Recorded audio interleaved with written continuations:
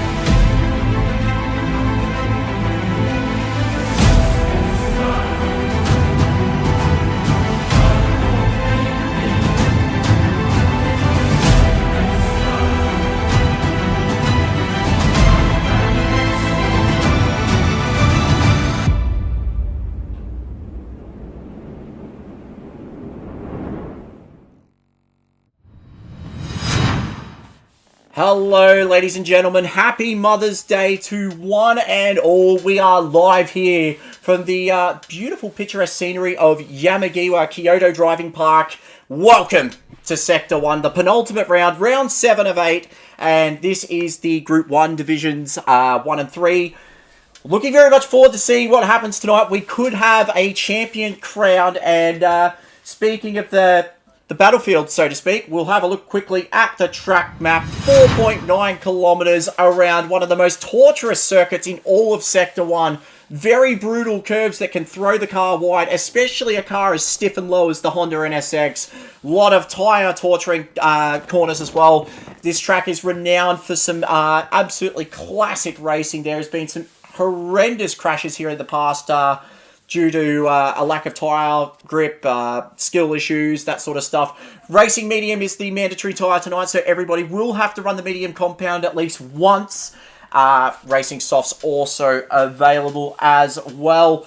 Now, joining me in the box tonight is a man that is up and about for Division 4, I believe. I might be wrong. And yeah, that's correct, Division 4. Yeah, there we go. This is Renegade. How are we, Renegade?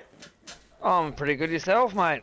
Oh, yeah, not too bad. Enjoying a beautiful Mother's Day. It's been a fantastic day, and if you are a mum watching the stream tonight, yeah, I hope you have been absolutely spoilt, as we have been spoilt for action this season in, I forgot what season we're up to, Season 8 in Sector 1 as well, so, yeah, oh, wow, it's been a long time since I've been in the box. It's all brand new built, and there's some new buttons here as well. There's a big orange one over in the corner there, and oh wow, this is very comfortable. I'm at home. Ooh. Anyway, speaking of being at home, having a look at the chat, good evening to Robert Rice, Snake Eyes, Womble, Kezar, NASCAR's in the chat. Evening, NASCAR, and Mr. Bumcrack as well. So guys, make sure you smack that like button, click subscribe if you haven't subscribed, and as always, hit that little notification bell just so you don't miss a bit of the action. Speaking of the action tonight, we are going to gloss over our first cabs of the rank, Division 3, and as you can see, it is very, very tight at the top. Levenspiel has taken the lead in the penultimate leading into this penultimate round, with Boybegum only 3 points behind. He had a bit of a rough run out last time, Boybegum, and it cost him dearly. He had quite a nice little buffer there, and it has gone out the window. Revs Law is in third, and if these guys make a mistake, Levenspiel and Boybegum, Revs is right there. Gruer is in P4 there. Killer on the loose in fifth. It's been a solid season for Killer. He'd be pretty happy. 1 point behind Black Project at the Stranger. VF, Squirrel, Daz bringing up the top 10.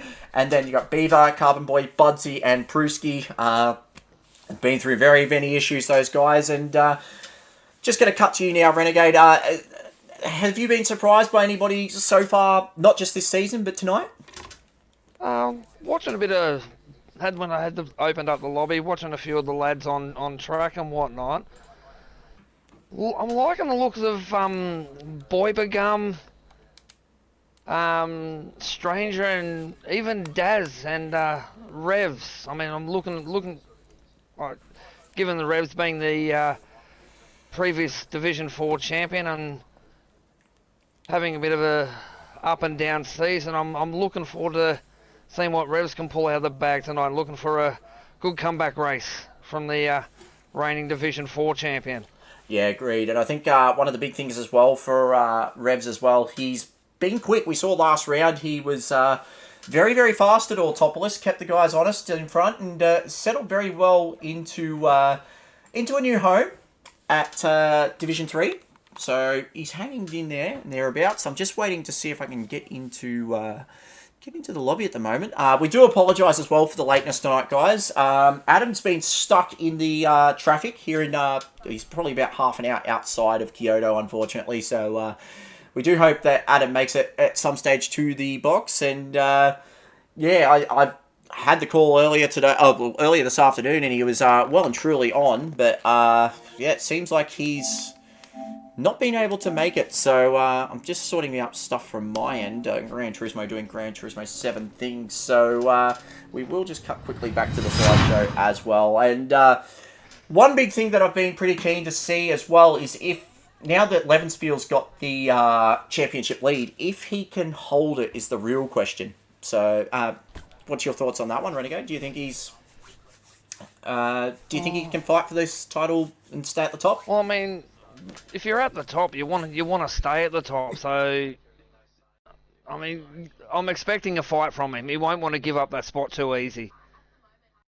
Yeah, agreed. And I think one of the big things about Levenspiel as well, he's been very, very consistent in his performances. He's been very, very strong. And he's been a good pickup for Red Mist Racing, who have had a bit of a resurgence so far this season. Womble's done a fantastic job of turning that squad around and really making them work. They've gelled quite well, and they're getting some serious results out of it now. And their second runner later tonight is there or thereabouts to the championship, so we will keep an eye on him. I'm just trying to get back into Gran Turismo at the moment. It's just... oh, my lord. Yeah, it is being an absolute you-know-what tonight. Bear with me 2 seconds, guys. So, guys in chat, any predictions for tonight? Lay them down in the chat, and yeah, let us know what you're thinking.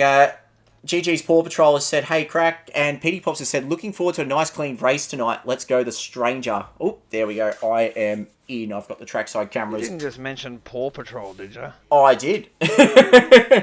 Speaking of Paw Patrol, I have to apologise to my colleague here in the comments box. Been on dad duties earlier today, and my daughter's favourite character is Sky, and she's decided to paint that big button tonight. She's decided to paint it pink. Oh, and I think it's good that, you know, if it's pink, it's for the mums out there as well. And oh, absolutely. I reckon we might get underway. I've finally got access to all the cameras here, so I don't know what's going on, but I am finally here, which is good news. We've got 12 runners by the looks of things. So make sure you get yourselves a beer, or in this case tonight, being Mother's Day, a nice little glass of bubbly. Little Sauv Blanc or something like that. A little bit of red wine or... Yeah, something... Oh, well, red wine's a bit strong for my taste. Personally, you could have it with a steak. Well, you just... Or you could get you can get your red-blooded Aussie females who loves a nice cold beer. Exactly. Anyway, we better get going. I think these boys are being... At it long enough, I think they'll be ready to hit the track running. Yeah, and I think these guys have been very, very patient with us too, because we've had so many delays for not only GT, but Adam's car stuck in traffic. So it looks like Respawn might have to buy Adam a brand new car. Or get him a private helicopter. One of the two. How about we get that big start again. Get that pink button smashed and get them going. Sounds good. Let's get underway. So, guys in chat, let's get your predictions in. Evening, Dadson. Hope you're well, mate. And of course, for those of you who have been in the Sector 1 Discord as well, thank you so much to everyone who has donated to Sean Ghost Smoller's cause. He's if you've been in the Discord, there has been some good news. He's definitely on the mend. Looking very much forward to having him back. We wish you well, Sean, and we'll gloss over that in due course. So, yeah, hats off as we are just about to go trackside. If I can get this one right. There we go. So, some absolutely beautiful cars heading down to the track now. And you can see a lot of the guys are in absolute peak condition tonight, and there's going to be some... big tests from these guys to see whether or not they can absolutely look after the tyres. We'll start off with Gurr for Dadson Racing. He's, as Karen's just made his first mistake. There we go. He's P4 in the championship at the moment, looking very, very strong. He's looking for that bit of a reset after a tough season last season. He's just sort of dialed back in, and he seemed to have found his mojo. We've got Revs for Kung Fu Racing. And Revs, make no bones about it, he's up and about, he wants to fight, and he might just be the wild card in this championship fight, which is something... That is a beautiful looking livery too. Oh yeah, 110%. It's got some Unicorn, or not Unicorn, the Audi e-tron vibes about it, which is the Ken Block Audi e-tron, I should say. We got Carbon Boy. Yeah. We got Carbon Boy for APR Automotive Motorsport. I've got that all wrong. And taught the Carbon Boy tonight. He was A little bit nervous about this one, especially in terms of his race pace. He's basically written the season off with 2 rounds out. He's wanting to just finish on a high note. We got Boy Begum, the first of our 2 championship protagonists for CP Motorsports, and Boy Begum needs a big result tonight. He needs to close that gap and have something to fight with as they head to the final round. We got Budsy for ISA Esports. Budsy back behind the wheel, and he was very, very competitive, especially when he stepped up to Division 2 last week. And he's put these guys on notice after that performance. He really shocked the system, so to speak. As did the Stranger for Doghouse Motorsport, the team leader. The Stranger was up and about, qualified very, very well in Division 2, but back down to Division 3 tonight. A little bit wide heading through TK2 there. That's another nice little livery too, that one. Yeah, I agree. And it's a little cancer research banner on the front corners as well. Yep, for I think there's a bit going on there as well. I will get back to that. Someone in chat might have to let me know, as we're having a look with Spitzy now for Kraken Esports. And Spitzy's been quietly going about his business, made the step up tonight for Division 3. A little bit of a test for him, but we'll wait and see how he goes.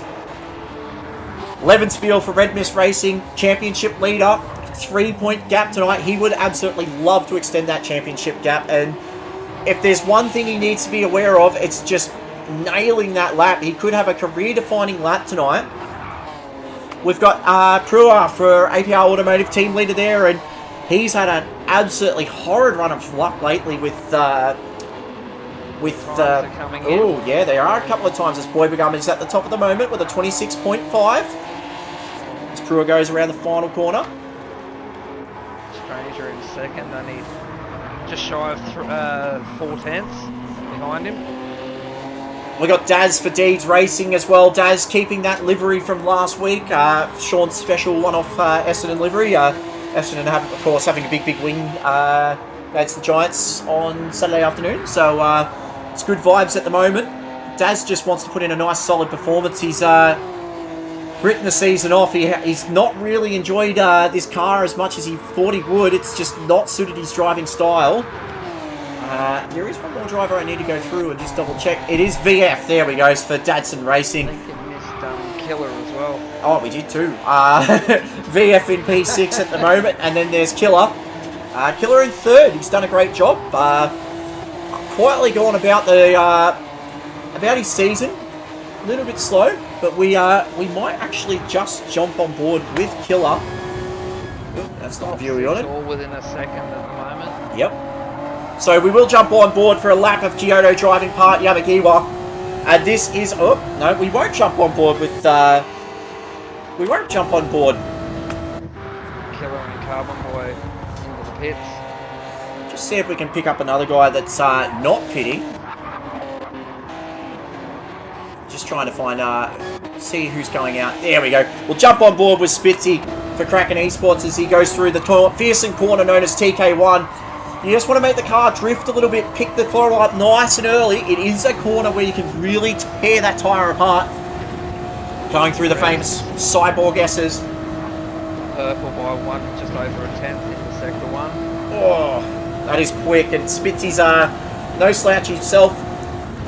Up to TK2 now. Yet another form of torture for that tyre. The right rear especially. Just looks... Yeah, just a little bit of oversteer. Heading down to the Fuji S, and this, make no bones about it, is the most toughest section of this whole track. Too much curb, it'll throw you to the wayside. Too little curb, and you lose a lot of time and understeer and go off. Personal best. Oh. Heading through 85R now, a third hairpin. Still not looking after that left-hand side. And then coming down to the second part of the... terrifying corner known as Fripu Fropu. Breaks it nice and early, makes that final run up to the final hairpin known as Kapika. Takes a wide entry, does Spitzy. Just can't seem to nail the apex, but that is a lap of Kyoto driving park Yamigiwa.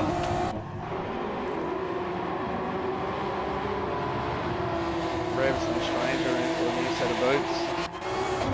Yep, the Stranger's just coming out of the pits now. Stranger done a fantastic job. P2. Boy, we come out in front at the moment. The big surprise for mine is Levenspiel, though. P7 at the moment. And Petey Pops is fired in chat as well. The cancer ribbon is for one of the S1 drivers' mums. So, yeah, cancer. It's not a fun thing to deal with in anybody's lives, whether you know someone affected by it or you've had it yourself. It's not. Unfortunately, my father passed away last year on my brother's birthday from cancer. Oh, yeah, it's something that's very, very dear to our hearts, and yeah, from all of us at Sector 1 here, we hope that everyone that does have cancer at the moment or knows someone that is undergoing that battle, keep fighting. Our thoughts are with you as well. Levenspiel at the moment, not really finding any time. He's going through the Fuji. Down to 8th now. Yeah, going through the Fuji S. He's just not found anything at the moment as Boybagum comes in. And Killer in P4, he'd be pretty happy with that.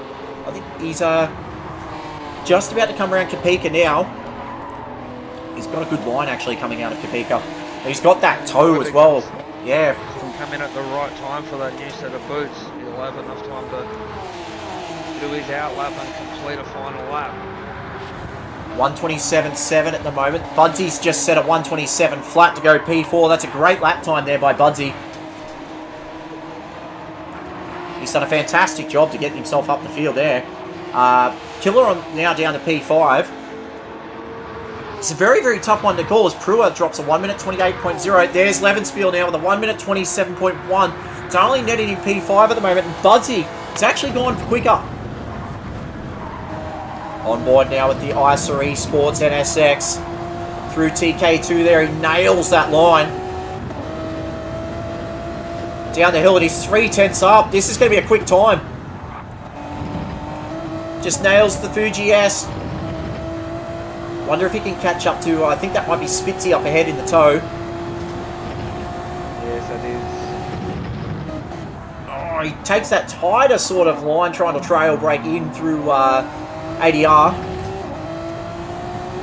Oh, he's well and truly up here, so might have to keep on board with Budsy here. Oh, he just clips the curb a little bit. He'll have lost some time through Frupu Fropu.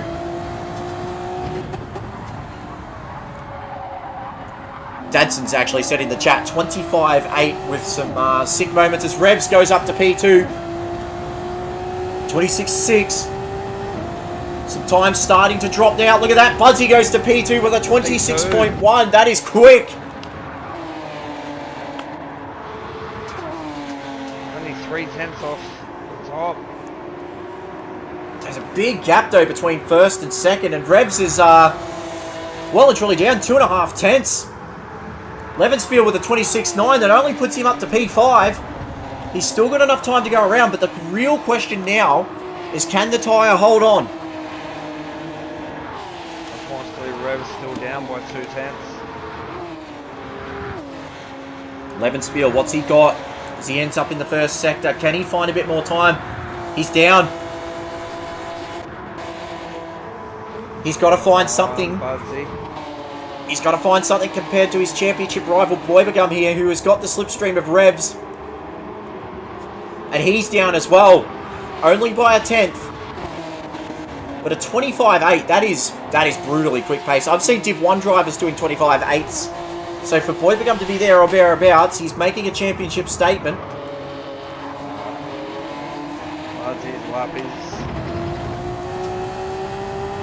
See what Boybagum can do as he comes across the line. Decides to stay out of the toe. Doesn't go faster, so a 26 flat. It's a good time. Carbon Boy goes up to P7. The times are starting to drop now. Killer's come across the line in P5 with a 1 minute 26.8. Stranger with a 1 minute 26.5 laid on. Knocks Revs down to 4th. There's some times definitely coming in. Daz with a 27.6. Levenspiel goes to 3rd though. What a lap.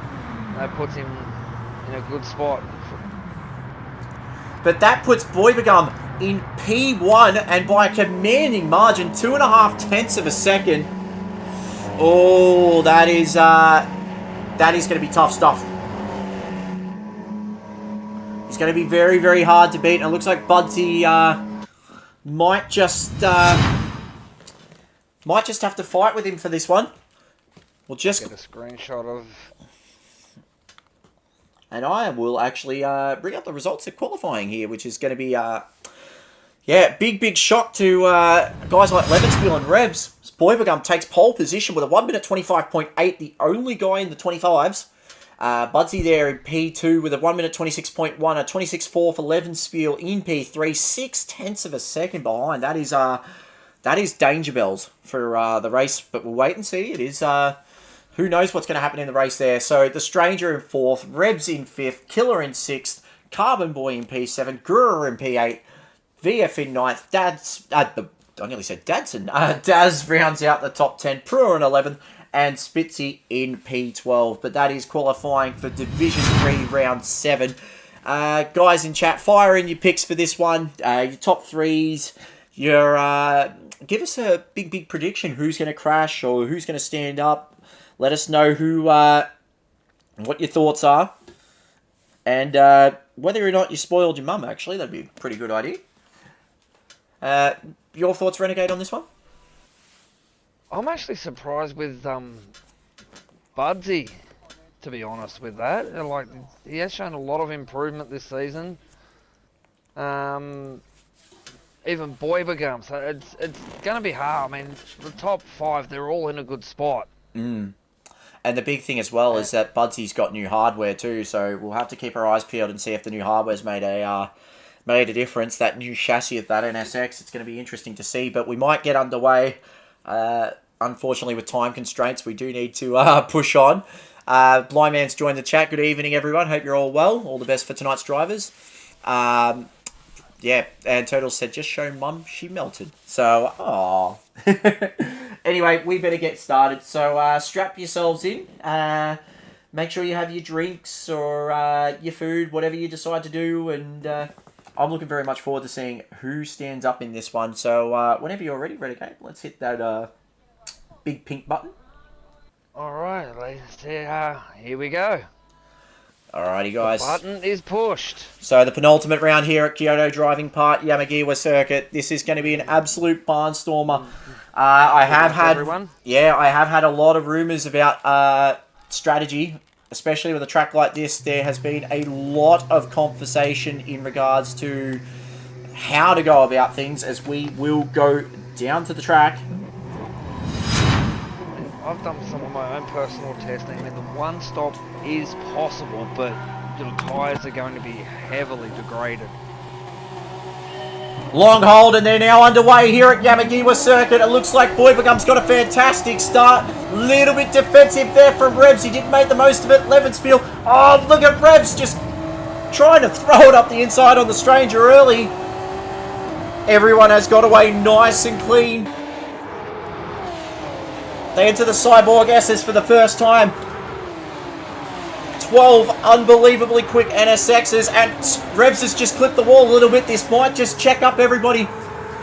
A little bit of bumping and grinding there between Killer on the loose and Carbon Boy. Looks like someone's just gone off in the background. We might just have to see who that is, and it's Daz. Daz has just had a big moment.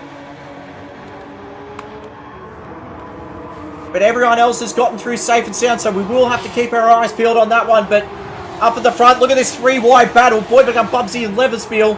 Oh, don't make it three-wide going to 130. Oh, 85. Oh, Levenspiel's dive too deep. He's off. And he's gone way too deep, and someone else has gone with him as well. That's Carbon Boy.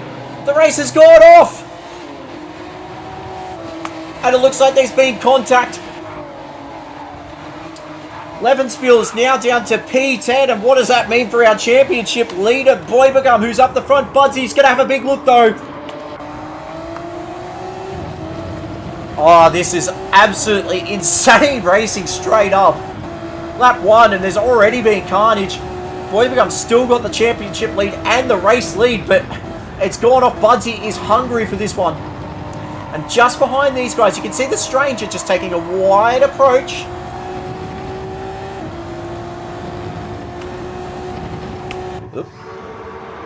And this pack already starting to form and split. You'll see the Stranger already just eyeing off P2. And then there's more battle action at the moment. Pruitt's up to P6 after all that. What a start from Pruitt. And just behind Killer on the loose, Spitzy and VF. But this battle pack, you can already see after lap 1 is split clean in half now. Carbon Boy down in P9, Levenspiel in 10th, Gruer in 11th with Daz fighting up already. So I wonder what happened to Daz there, but we will see if we can get a replay of what happened. So, is this what happened to Daz? No, that's, that's what, a bit further on. So, Levenspiel already gone at that point.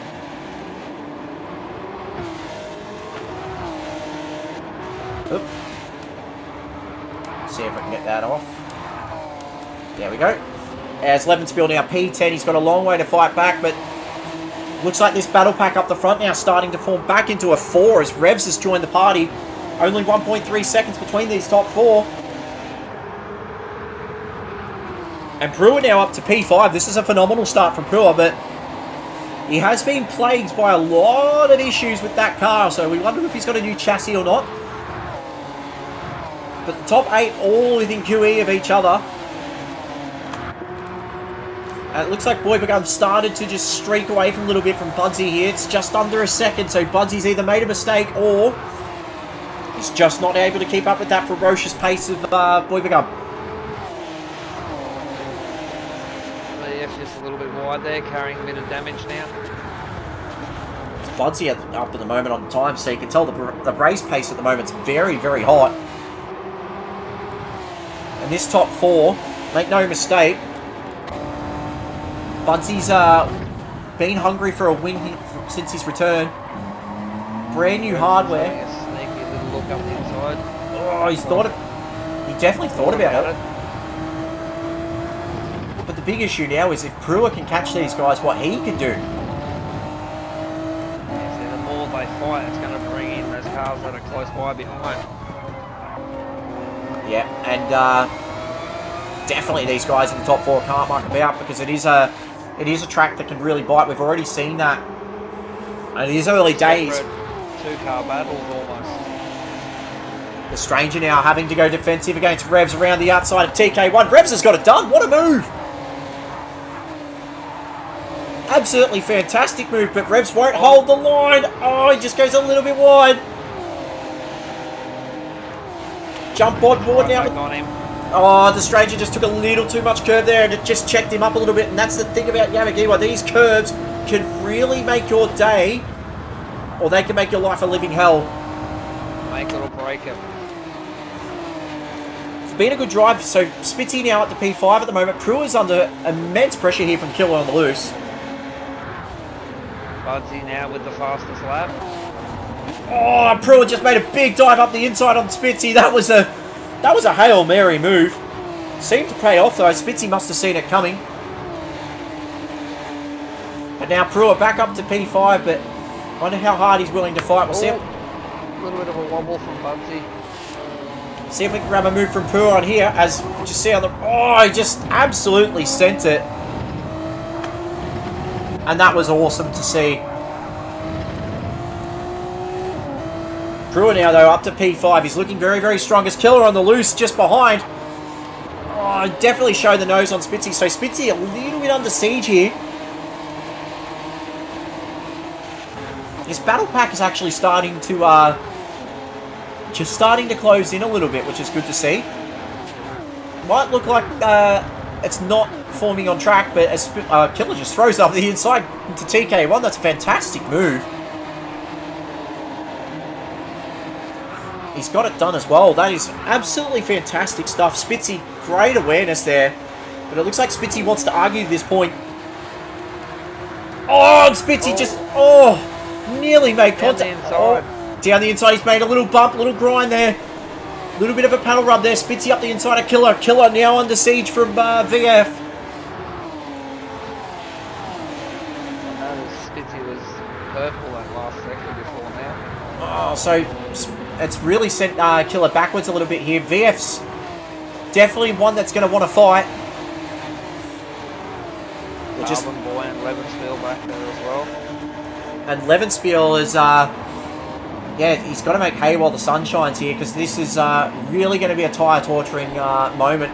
He's 9 seconds off the lead, so he could still make that back-pending strategy, but it's up to him to see how far he can make it. And if any divine intervention happens as Budsy, 1.2 seconds behind Boybagum now, but Revs is fired up.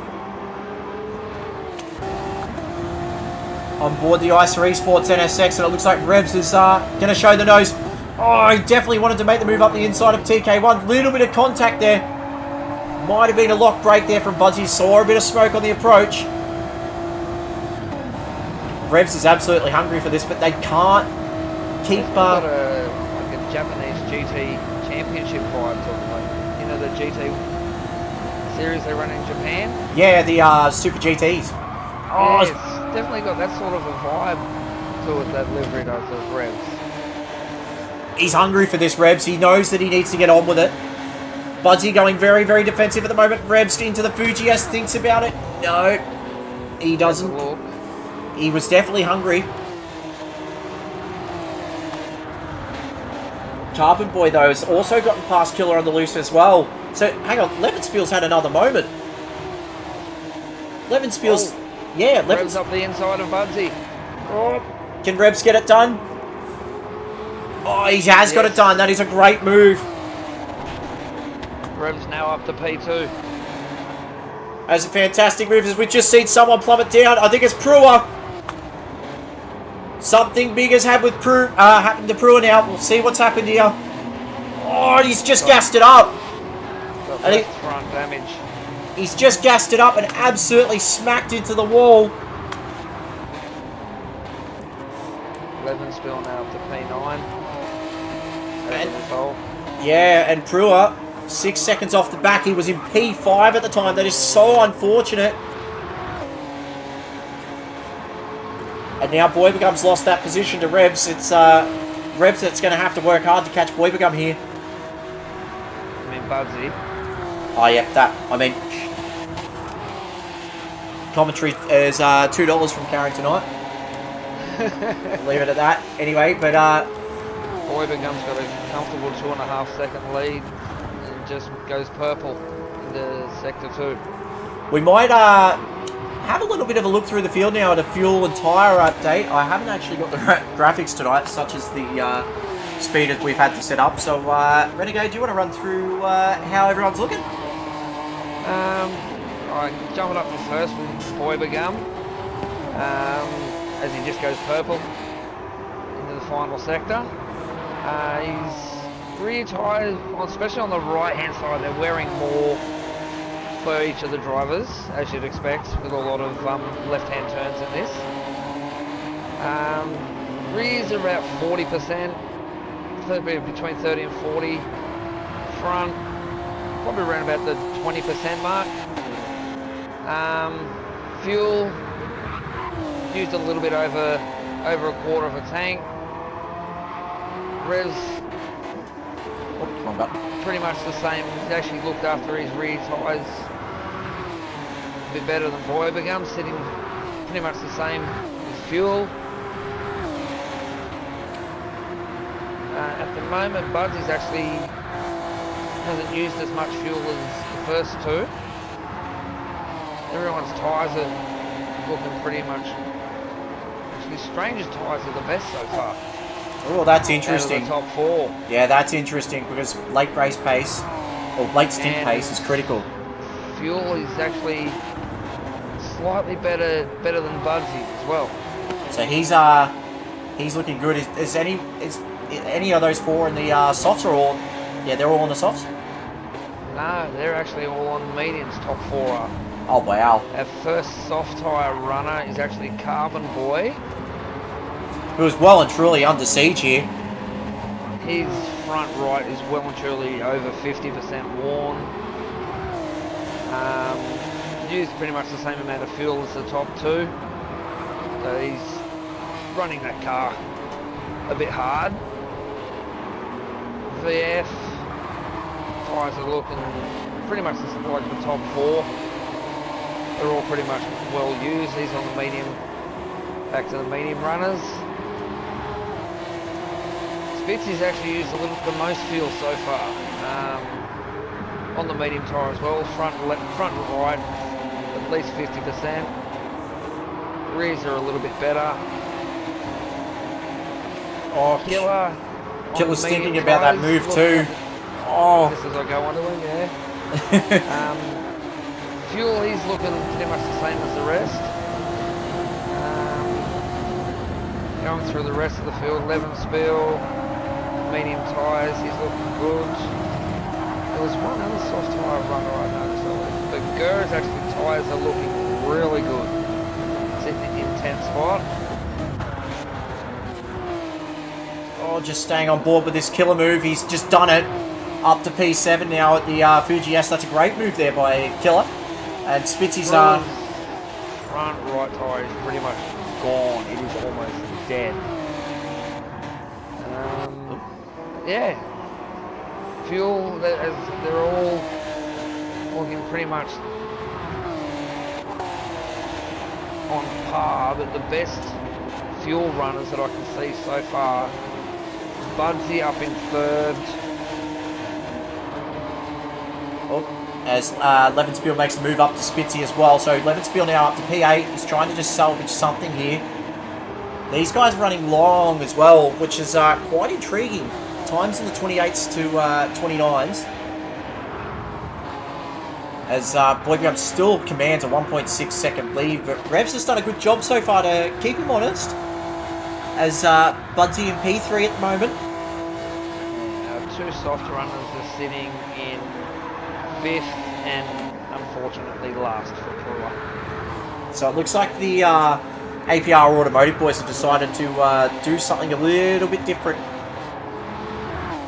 It's Carbon Boy now up to P5. It's been a good run for him, as we can see down in the background there. Brewer's up to P9 and gotten past Spitzy as well. Spitzy really under siege at this point, so it looks like the car's going away from him a little bit. See there, the trademark Red Best Racing livery of Levenspiel up to P8. The championship definitely starting to be a big factor. He needs to make every point count at this stage. I'd be looking for a pit stop from Carbon Boy or Brewer in the coming laps, given how degraded their tyres are. And it's a bit of a surprise as well, because I've heard quite a few different strategies. I've heard the 3 and the 4 stoppers thrown out as well, as Budsy pits. Which is actually quite surprising. There we go, Carbon Boy's in. So Budsy's made that soft tyre compound, medium tyre compound last. No fuel. So Budsy's coming out with a fresh set of boots, but he has come out into traffic, which could play into the Stranger's hands. Stranger now up to the sidewalk. Yes, he's got quite a bit of time around him. But the big thing is Budsy needs to get that tyre life sorted. He's thrown on a set of softs. What can the Stranger do is the real question here. Can he just end up fighting a bit more further up the front? It's got 9.3 seconds to find, but at this point, is it worth the undercut is the real question here. Is VF now up to P4? That gap between first and second has closed down. A few laps back it was like 2.5 seconds. It's now he's well within, he's getting into slipstream range. Now it looks like Killer on the loose here. A little bit of a cork in the bottle. A little bit further back, Budsy's just made the move up the inside of Spitzy, so Budsy's having to fight through with these new tyres, which is not ideal. He's got 3 cars in front of him that could really hold him up. As you've just mentioned as well, Renegade, Revs is definitely in the slipstream at the moment of Boybegum here. The Stranger's pitted off the medium compound tyres. So, interesting to see. There's a few guys just chopping and changing the strategies a little bit here. I'd be surprised if these two boys up front will be looking for a one-stop maybe. Yeah, well, I have heard the one-stop mooted, but the soft compound tyre here, you've got to really make the medium count. You've got to find good pace, but you've also got to, as Revs got a massive exit. Whoop. Up the outside of the Fuji S, which will give him the inside line. Can Revs get it done? Oh, a little bit of contact there. Boy Become holds station at the moment. This is what Budsy needs. This is interesting now. This is a big battle here for the lead of this race at Yamigiwa, penultimate round.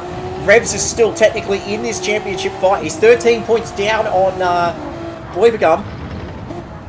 So by passing Boy Become, this could really make a difference to Revs' championship here. He'll be well and truly in the fight. Oh, he gets a strong run out of Kapika. And he pits. Oh, that's interesting. Could be looking for an undercut. Oh, that is huge. So Boy Become's going to have to fight his way out of this now. He might be outdone on strategy here. Revs definitely had the better grip at this point. What I want to know, though, is VF goes around again as well. So Budsy's actually come out in front of Revs. And only just as well. So Budsy's undercut's definitely worked. But now he comes under threat from Revs on fresh new tyres, who's not going to be afraid to throw it. So what this technically means at the moment is Budsy's still in this race with this undercut. Oh, absolutely. Oh, this could go any way. And VF's only 1.6 ahead of these guys. Oh, this is actually very intriguing. I'll see if I can go back a little bit at the moment. See how much time they lose it out of the pits. Yeah.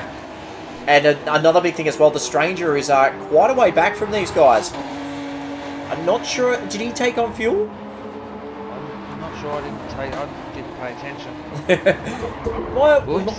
Nah, all good. We'll have a look and see if he grabbed fuel. I'm pretty intrigued by that. He's 4.4 seconds behind. Who are we talking about again? The Stranger. I don't know, actually, because he's still sitting just under half a tank, so... No, I don't think he's taking fuel then. So, he's got 4 seconds to kill her on the loose, who's definitely had his battles. But it looks like the main battle at the moment is between Budsy, VF, and Revs here. VF has not pitted. Budsy has taken a full load of fuel on. So, that's short-term pain for long-term gain. He'll be a factor later. Daz has taken almost a full load. As Budsy and VF has just gone down. Revs is just Revs has also gone up the inside. VF knows that's not his fight, so Revs now up to P3, Budsy up to P2. Budsy goes purple. And this is insane racing at the moment. There's so many different strategy calls that we just don't know which way this is going to go. 32 laps, I suppose we'll do that to someone. Oh, Revs up the inside, thinks better of it. Budsy's just giving him a little bit of a gap. And all the while, these two starting to make inroads into Boy Become here. Boy Become, the one-stop Snake Eyes has brought it up. That could be a real possibility. Boy Become's coming on lap 14, so these guys will definitely get the benefit of an undercut. Oh, they're going to pass him. They're on the main straight now. So new leader, Budsy, the fastest lap. With a 1 minute 26.7, and Boy Become's also taking fuel on board at the moment. That's interesting. Because these guys 92%. Yeah, these guys will need to fill up later, so Boy Become comes out of the pits now, P4, and it's critical that he gets out in front of Gur, which he has. That's very important. And he's on cold tyres at the moment, so he needs to hold this position behind Gur, or in front of Gur, sorry. And it looks like he's going to be able to, although Gur is wanting to fight. So, looks like this race, it could go any way at the moment. Budsy's in the lead of the race, Revs just behind. The Stranger only a few seconds behind as well, but Boy Become could be trying to make the one-stop work.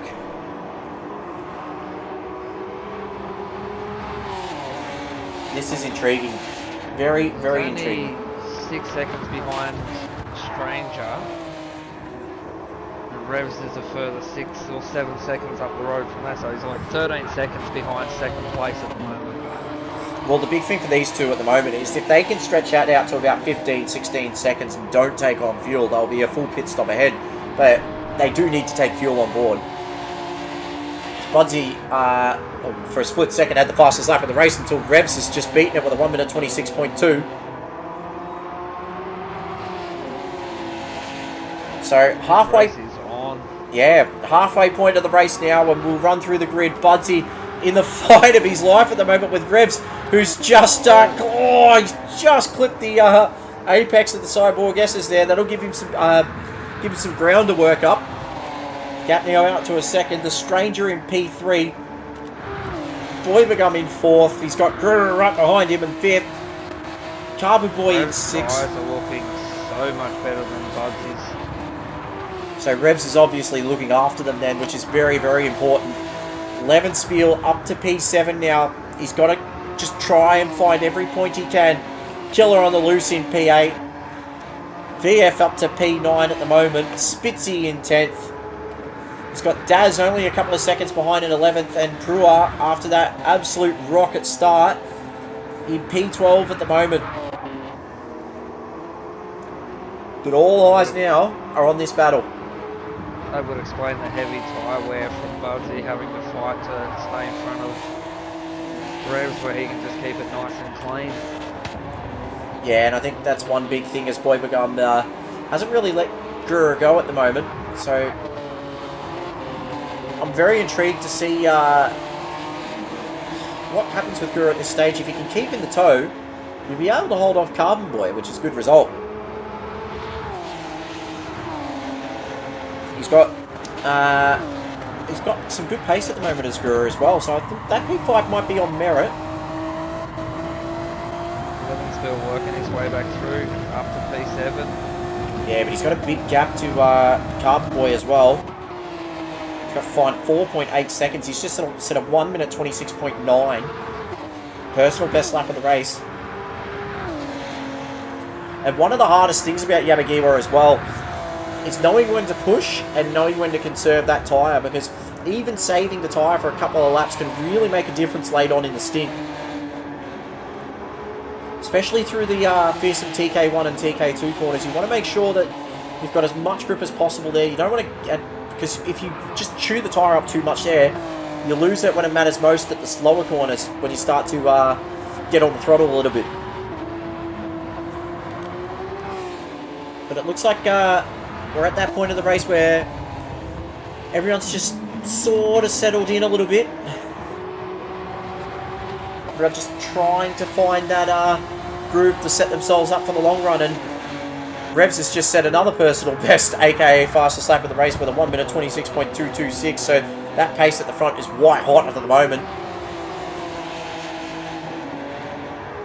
Low 26s there. That's Div 2 pace essentially from these two. As we jump on board now with the Kung Fu Motorsports car. Race just goes almost 4/10 purple. Oh, and he's gone around the outside. Surely not it. He has done it at the outside of TK2. That is a fantastic move there by Revs. His front tyres, like, he's only used about a third of his front tyre as to what Budsy's used. Having a look at the replay now of that move around the outside of TK2. That is a brave move there by Revs. Absolutely epic work. Great awareness there by Budsy as well. So Revs at the moment now that he's got that tyre life, he can just start to skip away a little bit.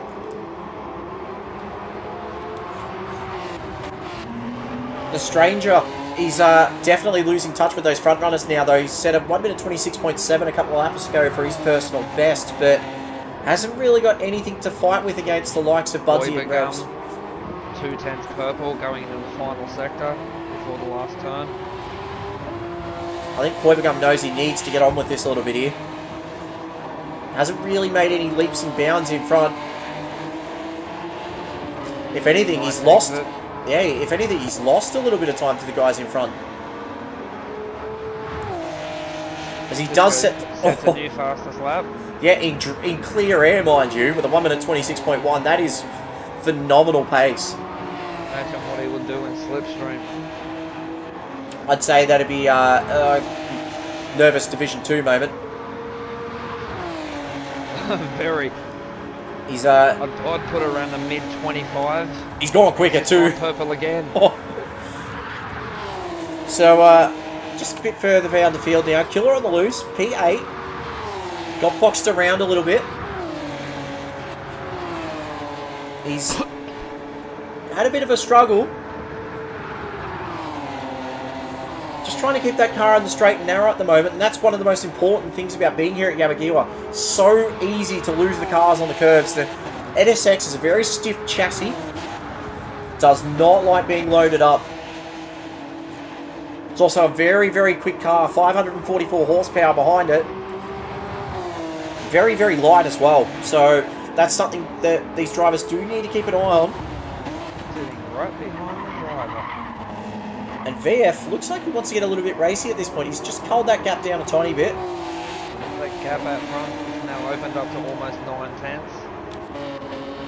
So, yeah, Revs is getting on with it. As is Levenspiel, who's caught up to Carbon Boy now. On board the APR Automotive Obsession Motorsport entry.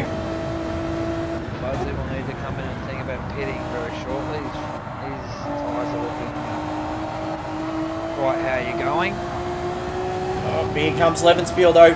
Levenspiel's thinking about this. Well, he had a good run too, but through the Cyborg Essence, it's very, very tough to make that move unless both drivers are aware of each other's position. Oh, pardon me. You can see Levenspiel. Oh, he just gets that little wide run off TK2. Carbon Boy goes defensive here, thinks about getting the elbows out. Oh, just very defensive driving there from Carbon Boy through the Fuji S. This is holding up Levenspiel now.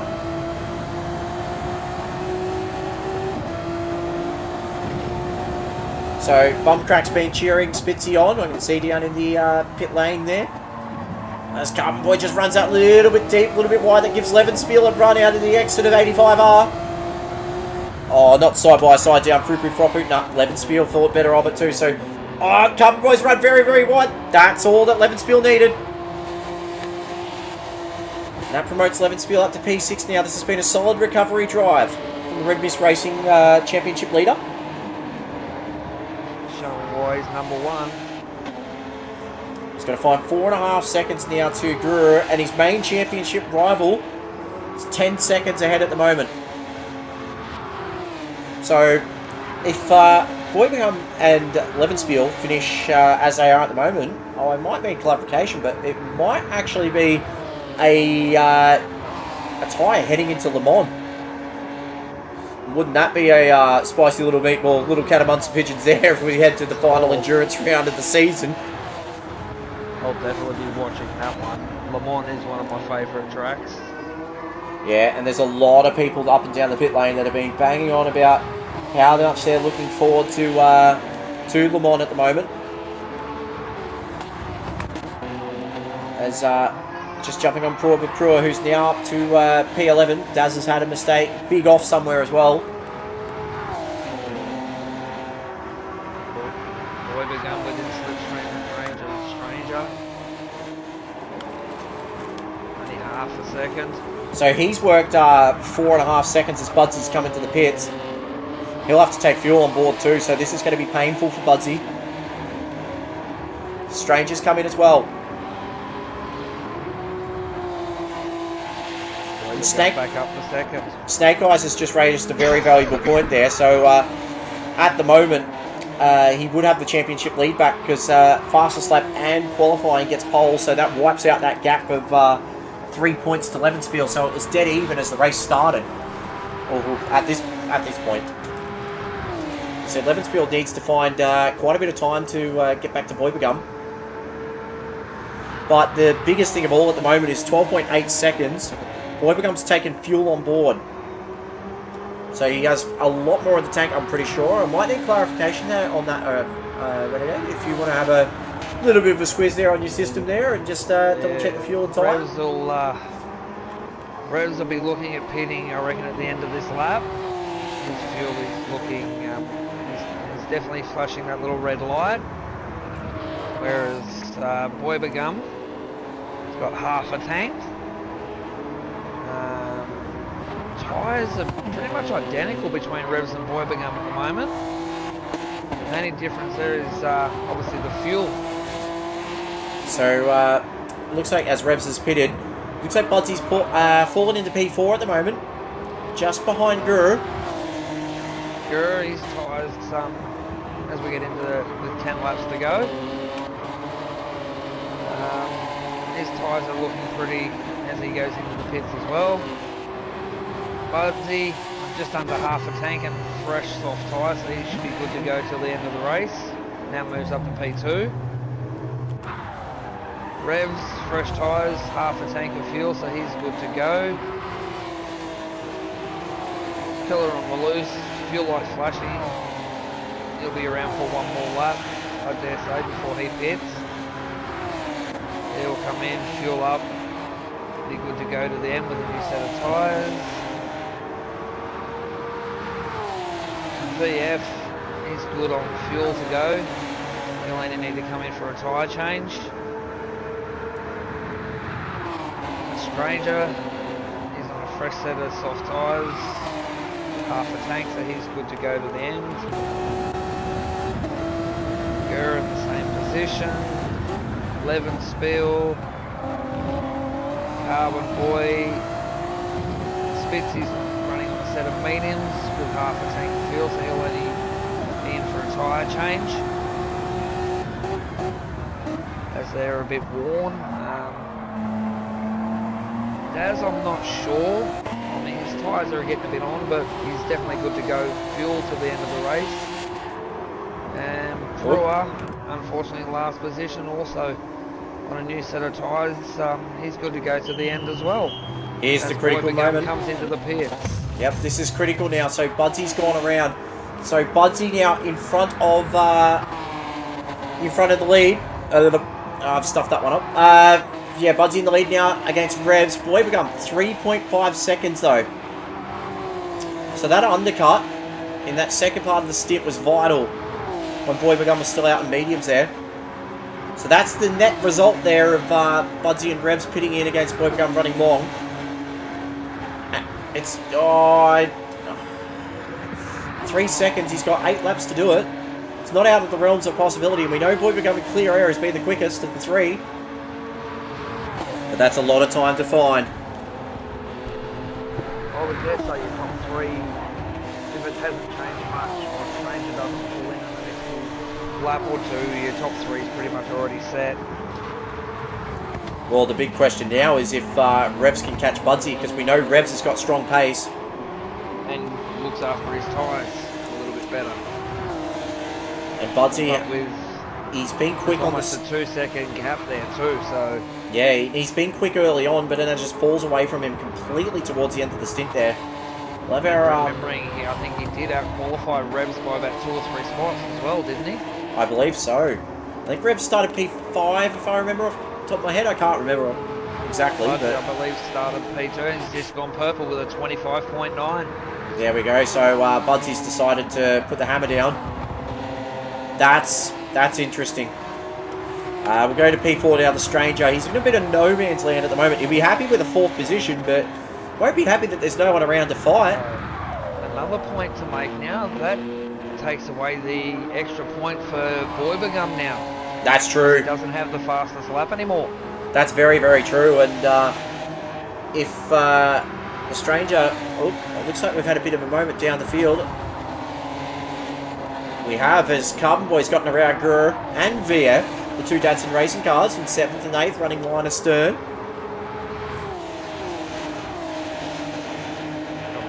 Let's see how he goes with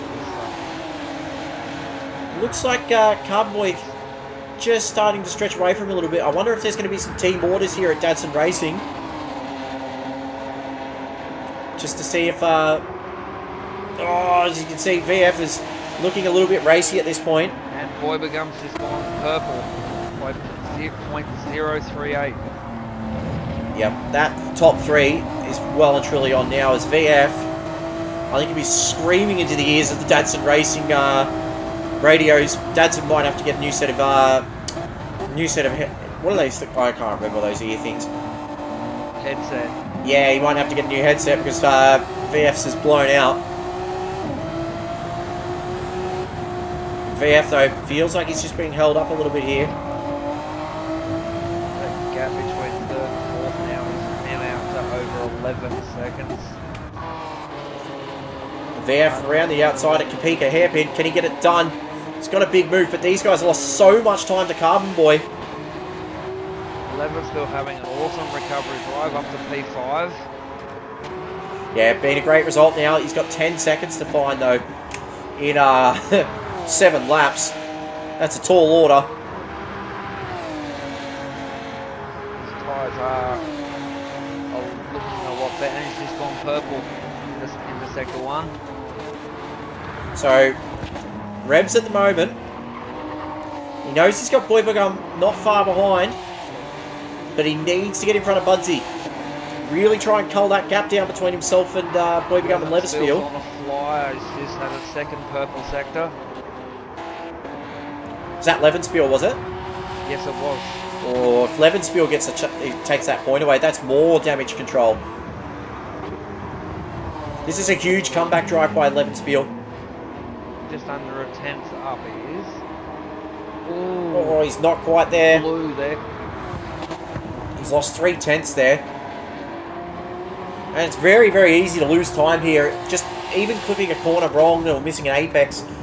Lose an easy 10th or 2, especially on the corners like TK1 or through the Fuji S there. Or even the final turn. Go too wide. Smack the wall before pit entry.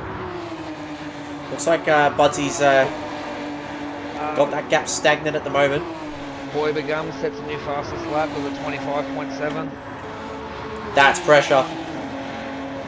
Boybagum's turning on the blowtorch. He's actually got he had less fuel on board too compared to Revs and Budsy when they put their fresh tyres on.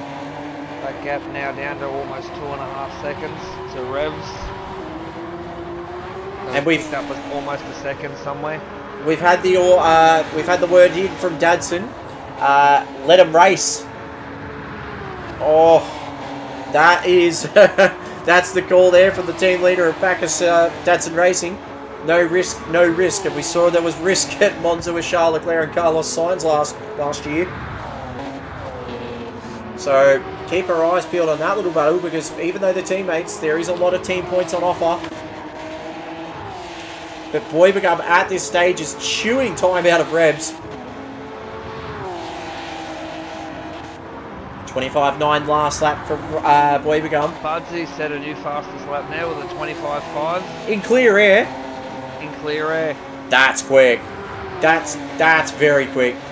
With almost a 3-second gap now over Revs. So it looks like So Revs... definitely in clear air.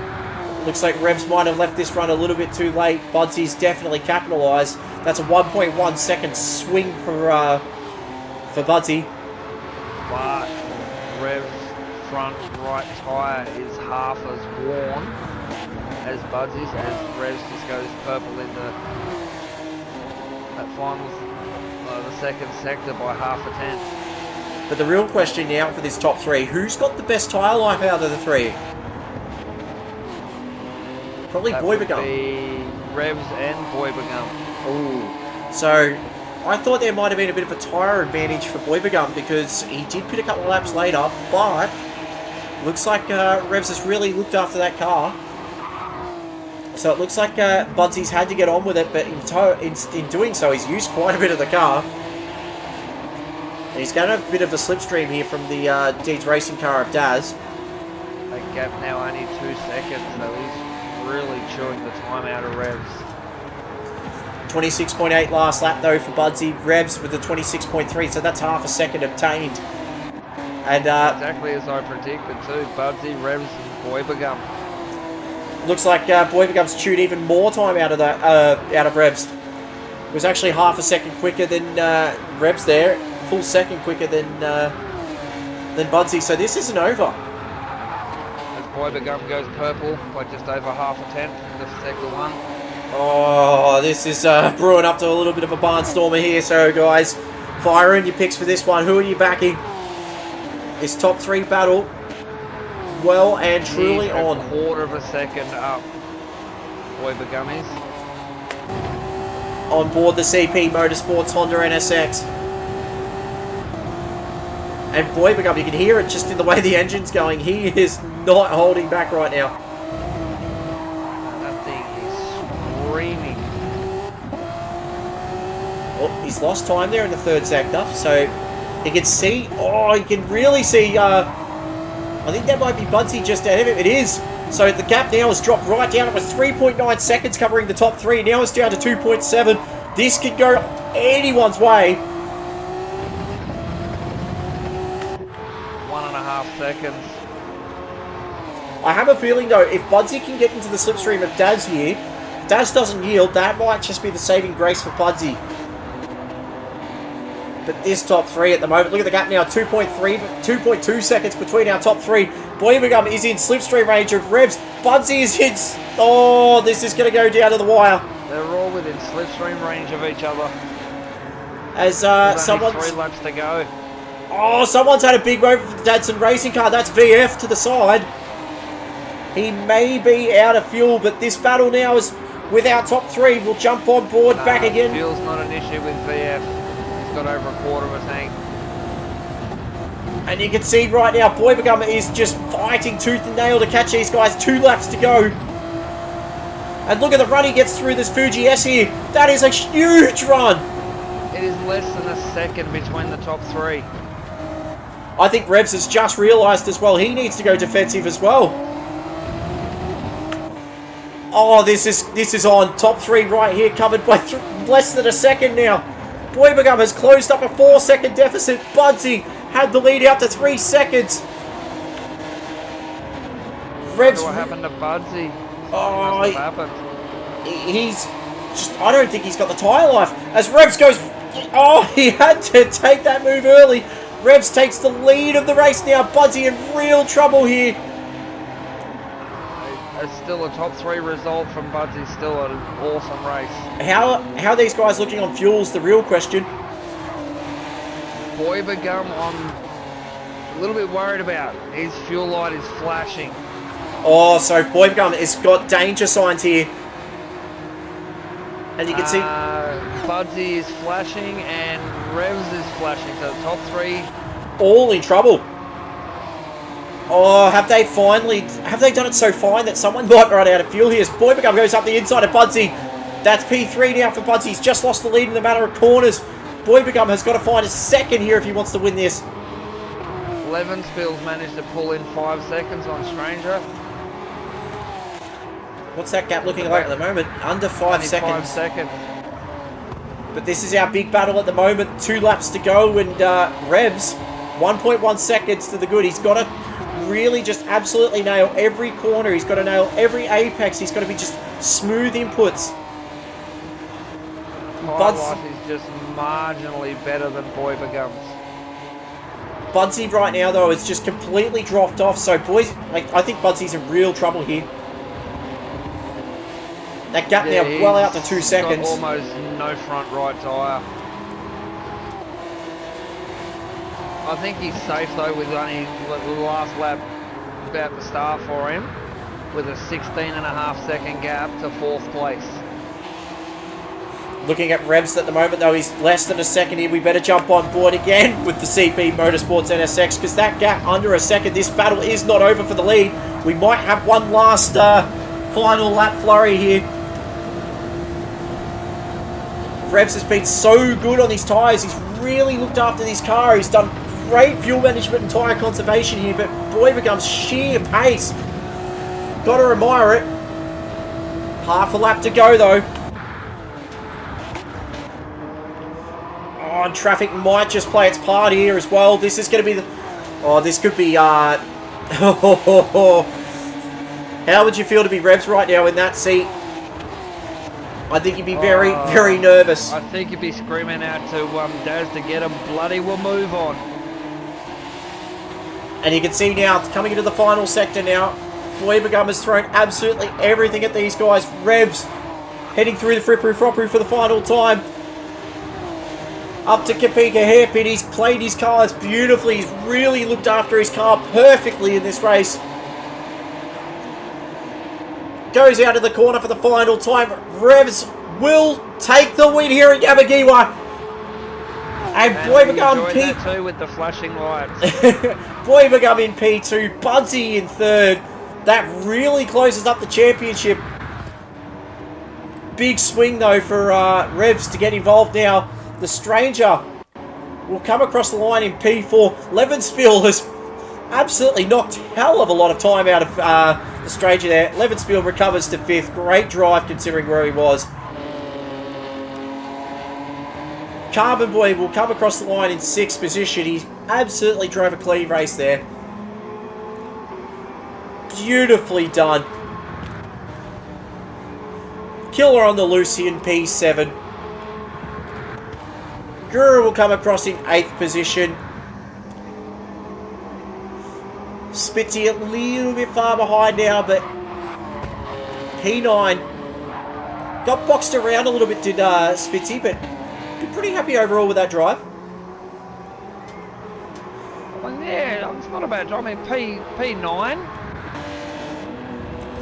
Daz in division up from where he normally races, so yeah, that's not a bad result for him.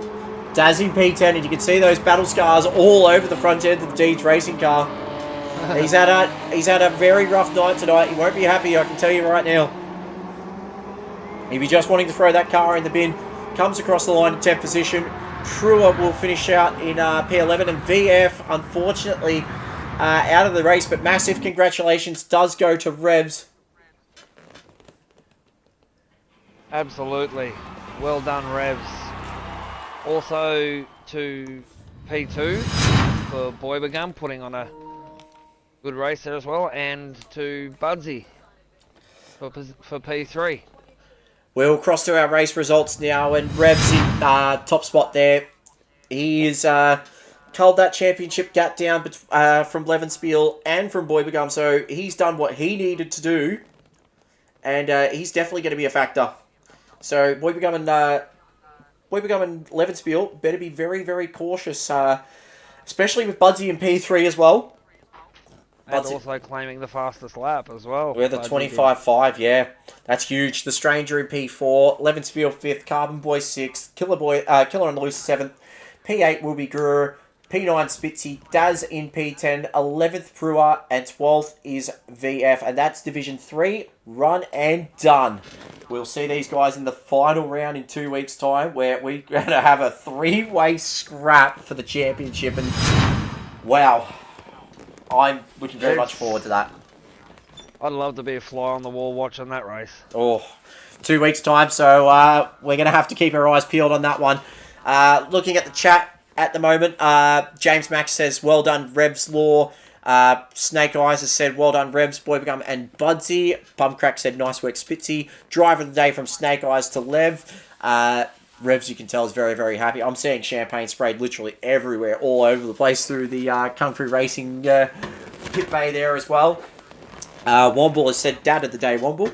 I'm staying well away from that one. Driver of the day, Revs from George Cook as well. Guys in chat, fire in your driver of the days, because we've got a lot of picks for this one. Oof. I would have to. I mean, as good as races what Revs drove. It was good to see. I'd have to give my driver of the day to Levenspiel. I mean, an unfortunate incident where he's up in the top half of the field and dropped him down to what, 10th or 11th, and to come back to finish in the top 5 still, yeah, great result. Yeah, agreed. And I'm going to give my driver of the day to... I've got to give it to Revs. Started 5th position, had perfect car management, looked after the tyres so well, and to take the win from P5, he showed that, yeah, the qualifying might have been a bit rough for him, but he put on an absolutely epic performance. PD Pops has fired in saying driver of the day, the Stranger. I think the Stranger did a fantastic job as well, actually. Kept it very, very clean. Mm. A good result. So, I think we might start looking to our next race where there is a championship well and truly on the line tonight. Could be confirmed for Division 1 who the champion is. Stick around. We've got, Division 1 coming straight up. But we will take a quick break. And once we come back on the air, we will be keeping tabs on the top tier division of Sector 1, Division 1. Stay tuned, guys. We'll be back shortly after this.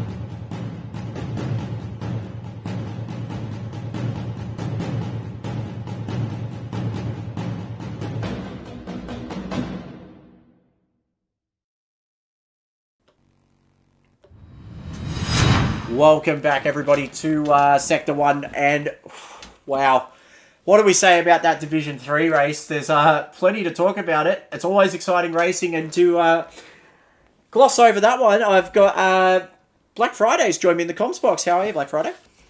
Yeah, I'm not too bad. Yourself? Yeah, pretty comfortable, pretty cruisy. Bit sweaty after that one, though. Did you catch any of the highlights of that one?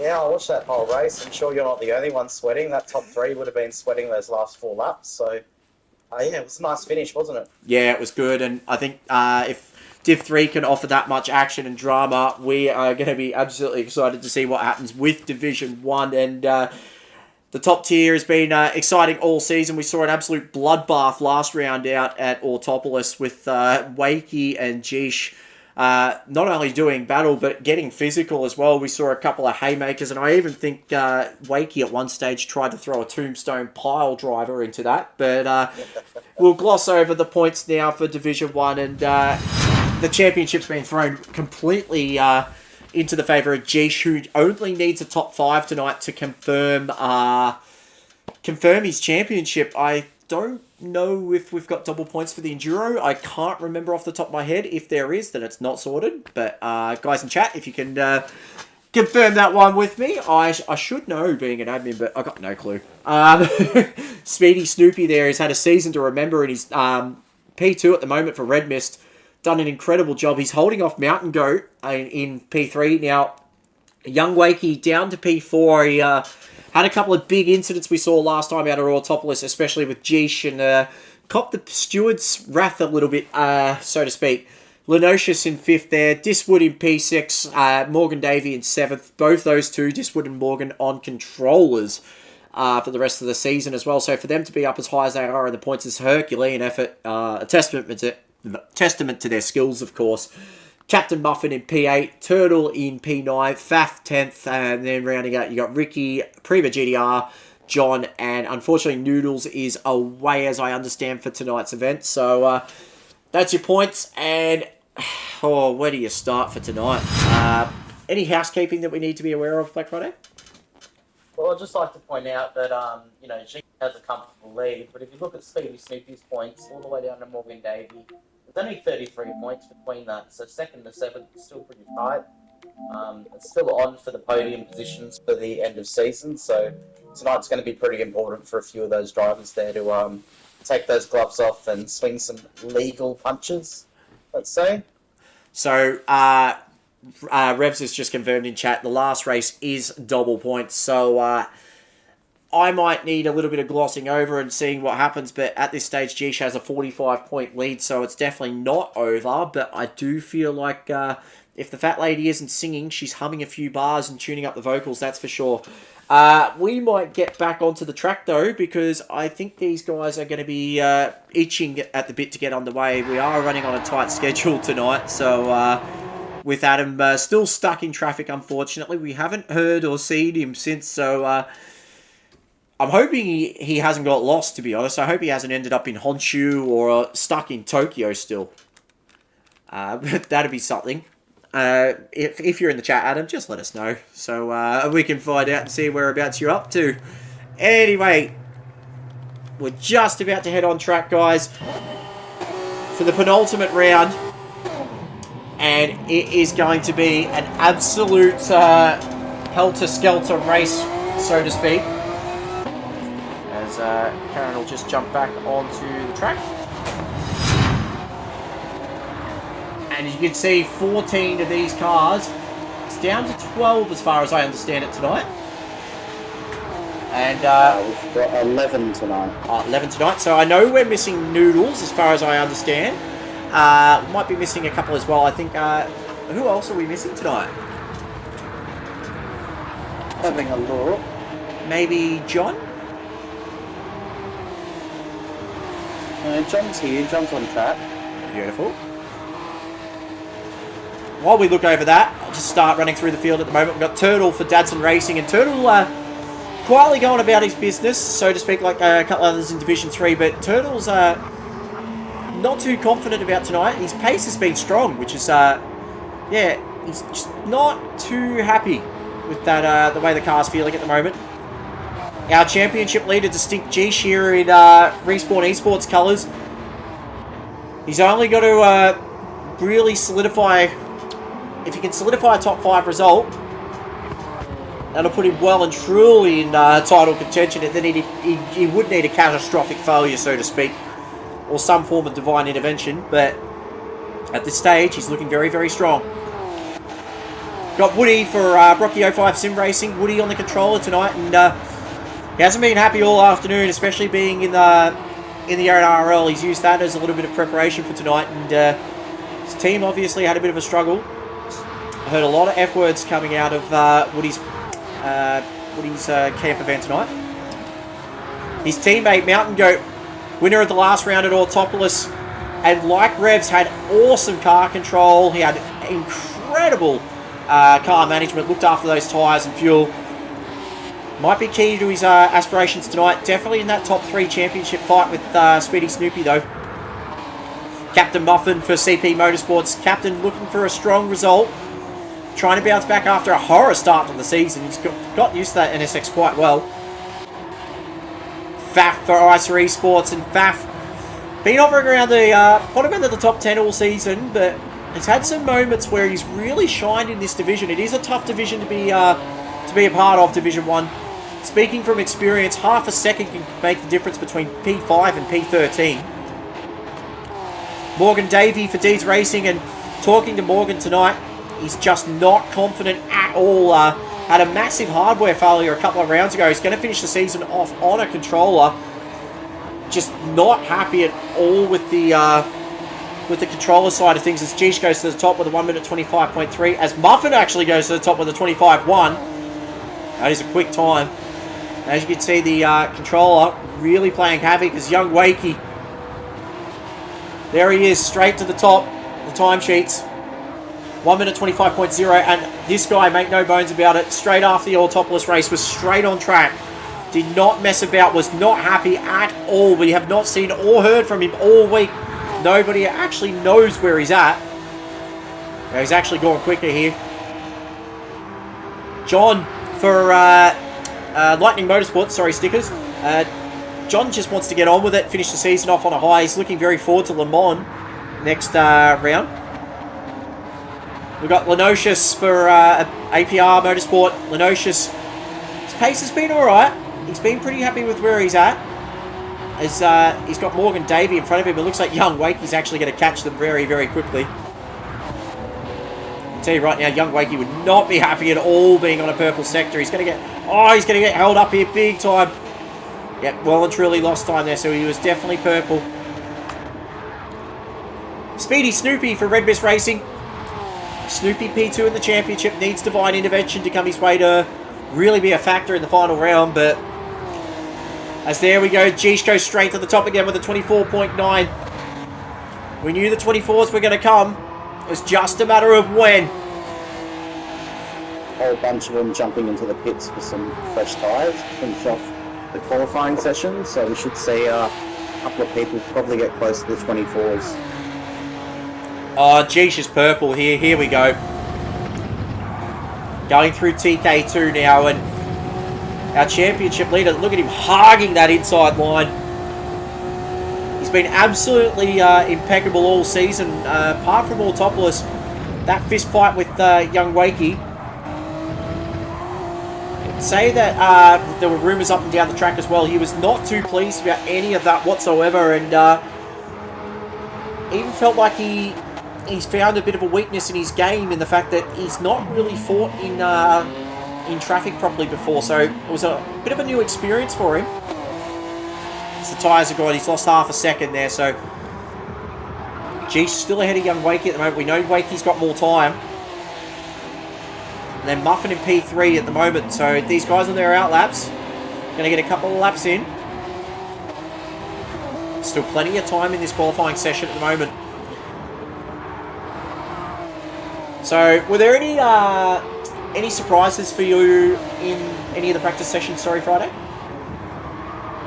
Not really, no surprises, you know, it's the usual suspects at the top. We've got Jace, he was the fastest, and then you have like Wakey, Mountain Goat, Muffin, Ubi all hot on his heels, so No surprises in practice. It was the usual suspects at the top. Yeah, just had a Karen moment there. Unfortunately, pressed the intro or the slideshow, and I was meant to actually press the mic. So, sorry guys about that one. It's just been a helter-skelter season for these guys, and we know that Jeech has dominated, but we have seen as Muffin goes purple. Muffin's purple already, and look at the gap between himself and Young Wakey. 9 thousandths of a second here. Muffin's definitely here to play. One thing we were talking about, though, earlier this afternoon, I was having a bit of a chat with Muffin, and strategy was... There were so many questions raised about it. He's using those apexes beautifully through the Fuji S. Wakey's purple too. Oh, so it looks like we've got a happy hour starting early. Young Wakey, we knew he had pace. I've seen a few of the other drivers dropping 24s. Muffin at the moment, can he keep this lap held together? He'll be one of the first runners to come across the line, so we should see some brand new times coming in. It looks like, I think that might be Mountain Goat just behind him. It is. Goat's going to have a bit of a slipstream here. 25-1 for Mountain Goat there, so he just improved slightly, but 2 tenths between the top 4. There we go, Young Wakey drops into the 24s as well with a 24.9. 500ths of a second in between himself and Jeech. I think Young Wakey, he made a bit of a statement last round in getting the elbows out on Jeech. He said he basically really wants to fight for this championship, and he's purple again. But so is Jeech. Jeech is up by 3 tenths of a second here. Oh, we're going to jump on. Oh, he's lost it. Oh, he's been able to gather it. That's car control, but that has absolutely ruined his lap. Wakey's 2.5 tenths purple. Oh, so there's way more time to find here. Yep, that's absolutely killed Jeech at the moment, so there's definitely more time to find. We'll jump on board with Young Wakey here. So good off the exits here. And Wakey's purple. Through the Fripru Fropru. Car just didn't bounce right over the curbs. Would have lost a tiny bit of time. Through the exit at Kopeka. Uses every bit of the apex at the moment. Mountain Goat's now in the 24s. Moves up to P3. 25 flat there for Young Wakey. And Mountain Goat's got a little bit of a helping hand here from Captain Muffin. Onosius drops in with a 26.1. Oh, look at this from Goat. He's 2.5 tenths purple at the moment. But what's Jeech got in return? It's the real question. Jeech is purple as well. Not as much as Mountain Goat, but Jeech is still purple. We'll just have a look and see where Young Wakey's at. And Young Wakey's 3.5 tenths purple at the moment. This is huge. So I'm Young... watching Wakey lap after lap, and he is purple at that sector consistently. Mountain Goat's being checked up. He can't get past Captain Muffin here. And he's down on his lap.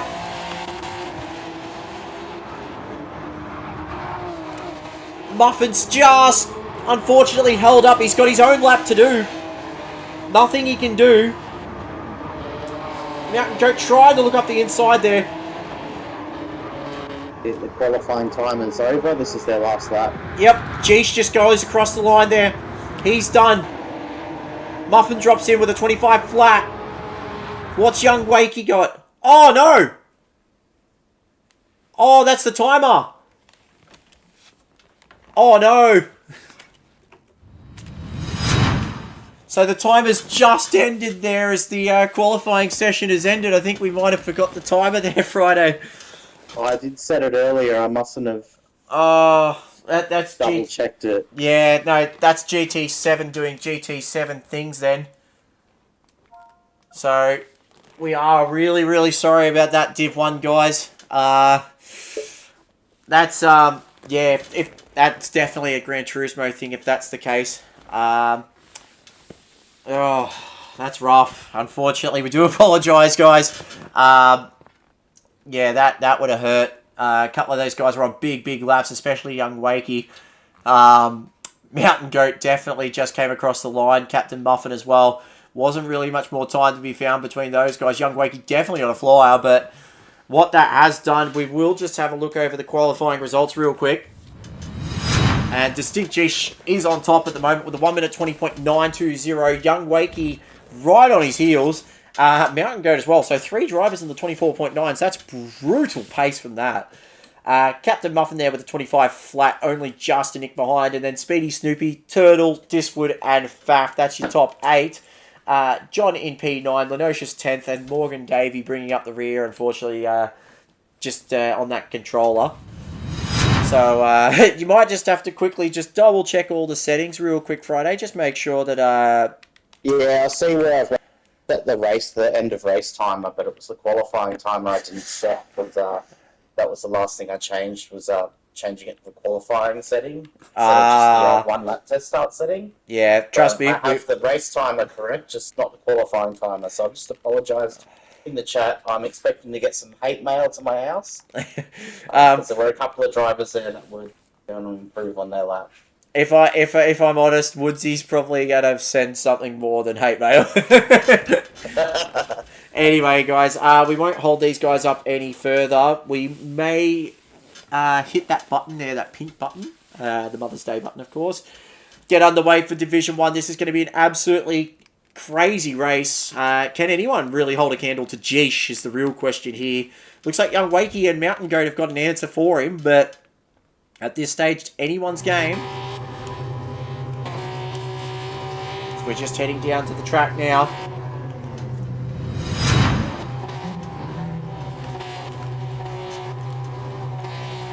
Long hold at the moment. His lights are starting to go. That familiar sound. And we are underway for Division 1 here at Yamigiwa. Jish has gone up. Jish starts from pole. And young Wakey straight up the inside. He's not hesitating to throw the first punch. And young Wakey makes the first move. Great start. Everybody's kept it clean on track. You can see Jish has just had a big moment over the curves of the Cyborg S's here. Look at these guys, 3-4 wide behind. Young Wakey holding the line against Jish in TK2. These guys a bit further down though, throwing haymakers. Have a look at Diswood. Diswood's up to P5 now, gets past Sneedy, Snoopy. These guys a bit further behind. There's chaos everywhere. John goes up the inside of Faff. What a start to this race though. Absolutely hot pace early on. And young Wakey definitely starting to send the first signals. Diswood goes up the inside of Captain Muffin. So looks like Diswood might be on the soft compound tyre by the start of things. Yeah, so we have 6 drivers in the field on the medium tyre and 5 of them on the soft tyre at the moment. Ooh. So it's a bit of a mix-up on the grid. Give it a lap or two and we'll have a bit more indication of who's on what. Speedy Snoopy just threw it up the inside as Diswood runs very wide on the exit of Kapika. And these two side by side at the moment, but it looks like Diswood holds position.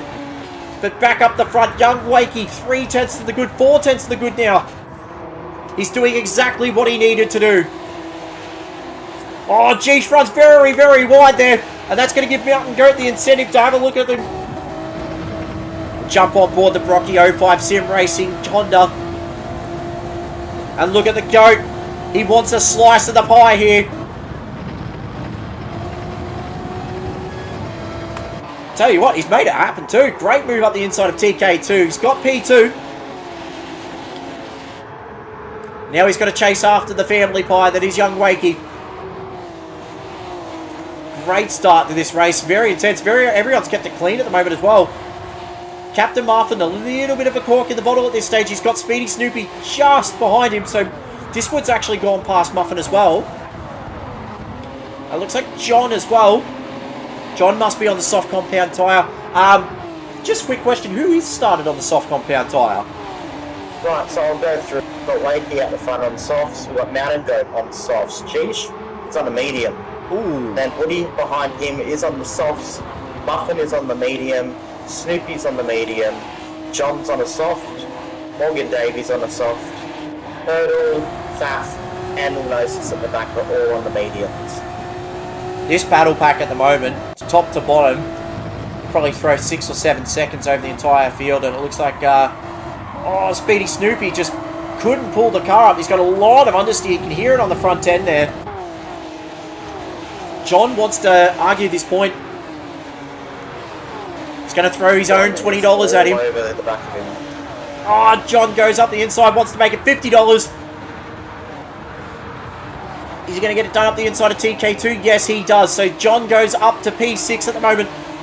Looks like Snoopy's under a little bit of fire at the moment. Morgan Davey also wants a little bit of the action. So you've got Snoopy on the medium tyres, and Morgan Davey and John were both on the soft tyres. So, and for Snoopy to be in between John and Morgan, who are two of probably the most competitive people you'll ever meet, absolutely insane stuff. As Turtle just behind them as well wants to make the move. Oh, a little bit of contact there between Morgan and Speedy Snoopy. Morgan on the soft compound tyre. He is compromised with that controller because the controller does... the inputs aren't as fine, so you do end up using more tyre and more fuel very, very quickly, which in terms of fuel for a Deeds racing driver, not a good thing at all. So we have Woody's now up to third. So the front three runners all on softs, and then Jeesh and medium behind on the mediums. And Woody's actually setting a very, very quick pace. 25.1 for the fastest lap of the race. Jeesh needs to stay with him. But if I'm Diswood here at this point, your teammate's in a battle for P2 in the championship, possibly the lead if Divine Intervention holds. Do you decide to play the team game and just hold up Jeesh, back him up to Muffin? There is that option. My question about Diswood is, how is he going to go with tyres? I believe he is a controller player, correct? Correct, yes. So Woody and so Morgan. He's used a lot more front right tyre than anyone else on the grid. Yeah, not surprising. This was a big concern for Woody talking to him earlier tonight. The fact that that front tyre, he's been having a lot of issues with it. There's a lot of differences between the controller and the wheels that a lot of the drivers use. Wheels a bit more fine on your inputs. You can control throttle and brake a hell of a lot better than on a controller. So Diswood is compromised. You can see young Wakey hasn't really skipped away here from Mountain Go. Diswood starting to just open that gap a little bit at the moment. Captain Muffin right behind Jeesh. So Just watching the Wakey Mountain Go league going on at the moment, and Goat is short shifting a little bit with slightly better fuel and better tyres. well, So he could be thinking long game, possibly an overcut, come to the pits. I mean, if you can stretch out an extra lap or two on the softs, why wouldn't you? well, one of the big things I've realised when we were on the track today in practice sessions is that, yeah, short shifting, get a bit more rotation out of the car, and not only that, does conserve the tyre a little bit better, and also good on fuel as well. So these guys up in front definitely could be doing just that, especially Mountain Goat. We saw how good he was at Autopolis as Muffin gets past Jeesh. A little bit of a battle happening further down. Morgan's now gotten past Speedy Snoopy here, so Snoopy feeling the short-term pain. He's got Turtle all over him, but Morgan, he's got to find 2 seconds to John, and it's a bit of a tall ask as Morgan just gasses it sideways. Awesome little battle pack actually from 7th to 9th at the moment. All Snoopy needs to do though is just hang on for the crossover period. Morgan runs just very deep there through Kapika. And we got our first of our pit stops. Captain Muffin's in. Prognosis as well. Yeah, that's it. That's an interesting stop.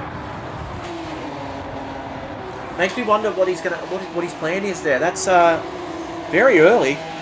He's taken no fuel, he's just changed tyres over to the soft compound, the same as Lenocious. So, something different from the previous race. We didn't see anyone come in this early. Yeah, and there's Lenocious down there, bringing up the rear at the moment, 6 seconds behind. That's a very, very interesting point that they've pitted so early that, we didn't see anyone do that in Division 3, but that clear air could help. Especially if they can just conserve the tyre like the Revs did for his latest stint. It seems like 3-stop territory though. Yeah, I mean, unless they've been trained in the art of tyre whispering. Oh, we've got Jish going around. Jish just spun. Oh, what? Jish is smart. Oh, John's up to P4. We better get a replay of that. What's happened there to our championship leader? Has he just... He's just got on the throttle too early and he's just looped it. Great car control, though, to hold that one back. That was fantastic work by Jish.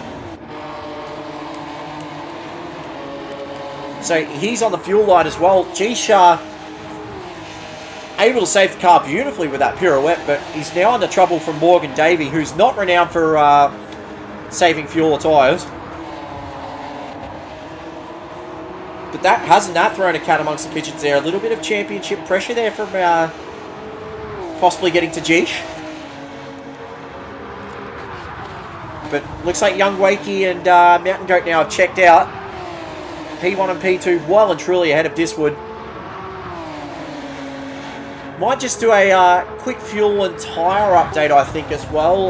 Black Friday, courtesy of APR Automotive, of course. You're in safe hands. And we'll start with the current Division 1 championship rival of Jish Young Wakey, currently leading the way.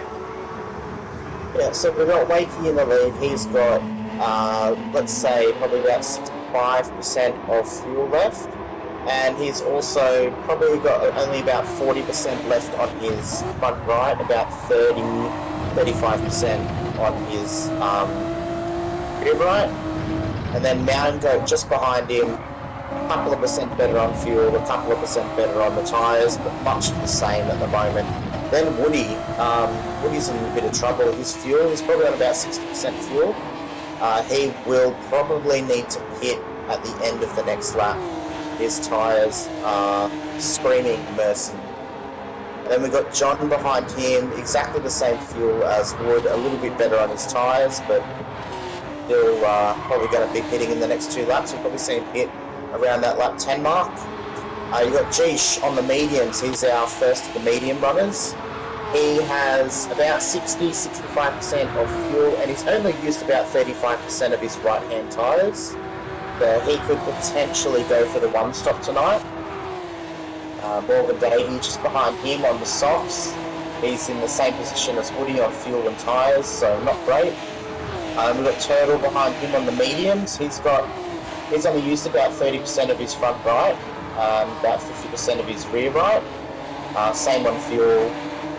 Mouth exactly the same on fuel and tyre. Speedy Snoopy, the exact same story on fuel and tyre. And we've got Muffin, he's come out on the fresh softs. Fuel is about 60%. The same with Renosis. So the back two are on the fresh tyre and alternate strategy. All of the medium runners are pretty much in the same boat with their tyre and fuel. Thanks to Black Friday there for bringing us the APR fuel and tyre update. And a couple of big, interesting strategies going on there. I think Jish, being that close to Turtle, might, if he knows that Turtle's on a medium, that might just make him a little bit nervous as Turtle's actually pitted. Yeah, we got Woody in the pits, we got Morgan Davey in the pits and Turtle. Yeah, Turtle's got that medium compound stint out of the way, so those guys looking to maybe just run short, sharp stints at this stage. As Jish just, nearly runs wide through the Cyborg S's there. We've got to commend Jish's performance so far. Looks like the crossover period between the soft and mediums is starting to happen and starting to make a little bit of time back on John here. Yeah, you got Captain Muffin, he's just going around the outside of Speedy Snoopy at the moment. He's on fresh softs. And he's in between Snoopy and Faff right now, and they're both on one medium, so he's going to make quick work of these two. Oh, we've missed the lead change. We've missed the lead change between Goat and Wakey. So, Goat and Wakey now. A bit further up of bit further up with John and Geesh there, and looks like Mountain Goat's decided enough's enough. Jump on board now with the Brocky 05 Sim Racing Honda NSX. Does he pit? Yes, he does. Wakey fall. Oh no, Wakey stayed out. That's intriguing. Wakey's going to have to be careful here because at the end of this lap, he's going to have no right rear tyre. And he's only 8 seconds ahead of Geesh as well. He's really trying to push out that soft compound tyre. Does Wakey know something that we don't know? I think he's asking a lot of that tyre. Yeah, well, I mean, it's dead now. Oh. There is no white left on that rear right. It's gone. He's going to have to be so careful bringing that home. Look at that, a second down already on his best laps, so... Oh, and he's well and truly struggling. You can see the slide into the Fuji S there. That really, really wasn't helpful for him at all. It looks cool on the stream, don't get us wrong. That's probably the best move we've seen all race in terms of corner entry and exits. But I can tell you right now, he will be a very unhappy camper under that helmet. I'd just like to point out as well, as we'll see Wakey pitting at the end of this lap, Mountain Goat's got a fresh set of softs, and he is 3.1 seconds behind Geesh as it stands. He was on the medium compound. Yeah, and has not pitted yet. If I'm Mountain Goat at the moment, I would be pushing like hell. Catch Geesh, give him, just make his life a living hell, make him feel some pressure. It's absolutely vital at this point that as Wakey's pitted, but that's really going to hurt. As, yeah, Mountain Goat, he's only 2.8 seconds behind Geesh. But even so, still got a lot of time to find his Captain Muffin in P3. It's been a strong result so far. He's not too far ahead of Speedy Snoopy, only 2.3 seconds. Looking very, very strong on the track at the moment. Well, Muffin was our first pit stop. Him and Lenocious came in for fresh softs very early. I will point out... Oh, there's been contact between Faf and Diswood there. Oh, there's even more of a rub between young Wakey. Let's see if we can grab that on our replay there. So Diswood just moved at the inside, just belted. Just gave Faf a massive touch there. That sent Faf quite wide, so Stewards might just have a bit of a look at that. But yeah, what that's done is drop Faf to P7 there. He won't be happy about that at contact at all, but we'll wait and see what happens there. Speedy Snoopy now up to 4th as a result. Still 3.5 seconds though to find for from him to Muffin. Looking through the field at the moment, you've got Geesh has not pitted yet on the medium. Speedy Snoopy has not pitted yet on the mediums as well. And Faf as well. They are the 3 cars out of everyone that are yet to pit. So these guys seem to be going long to on the medium to try and kill off that that tyre wear issue that you saw young Wakey having at the end of lap 10. And it looks like Mountain Goat's actually starting to really in Geesh quite quickly. We'll jump on board with the Goat now. Last race winner at Autopolis, and it looks like you can see the difference between the soft and a used medium here. Yeah, we've just seen Speedy Snoopy lose 2 positions to Wood and Wakey just on the fact that they're on fresh rubber. And if I'm Goat, I want to get this done as quick as I can. Because you'll be able to punish Geesh very, very quickly. He's going to go up the inside here at ADR. Geesh gives him plenty of space. It's not his fight at this stage. He's thinking tactically, not physically. Goat gets it done now. So Geesh is starting to see the effects of the worn medium tyre against fresh soft. Yeah, Geesh has only about 20% left on his right rear tyre. So he's starting to feel the pinch of the worn tyres. I wonder when he will come in. He's in now. Yep, so pitted at the end of lap 12, so wonder if he's going to run 2 longer stints or 3 shorter stints is a real question. As Speedy Snoopy also comes in as well. as the Respawn Esports crew go to work. But now it's only Faf that's stayed out and has not pitted this race yet. So Geesh comes out P8 at the moment. 4 seconds ahead of Morgan Davey. And what that's done now is put Mountain Goat in front by 3.5 seconds here. The kid's definitely... Geesh come out on a soft tyre, so he took his medicine early. He's definitely going for 2 short, sharp stints here on the soft tyre. I think Muffin's playing a good strategy game at the moment. He's one of his stronger rounds here at Yamigiwa Circuit. We haven't run here for quite a while. The track's had some manageable upgrades here. I think we ran last time out in the Ferraris, if I remember correctly. But so it's been quite a few seasons, but I might be wrong about that one. And Captain Muffin is solidifying a great P2. But look at Diswood at the moment. He's got a very angry young Wakey. I should say a very young angry Wakey. And then John's just behind him. So this little battle pack here is starting to formulate quite nicely at the moment. Diswood. Well, out of those 3 drivers, Wakey is the only one on the mediums. Wakey's taken a fresh set of mediums. That's intriguing. So he's taking his medicine through the middle of the stint. Faf finally pits at the end of lap 14.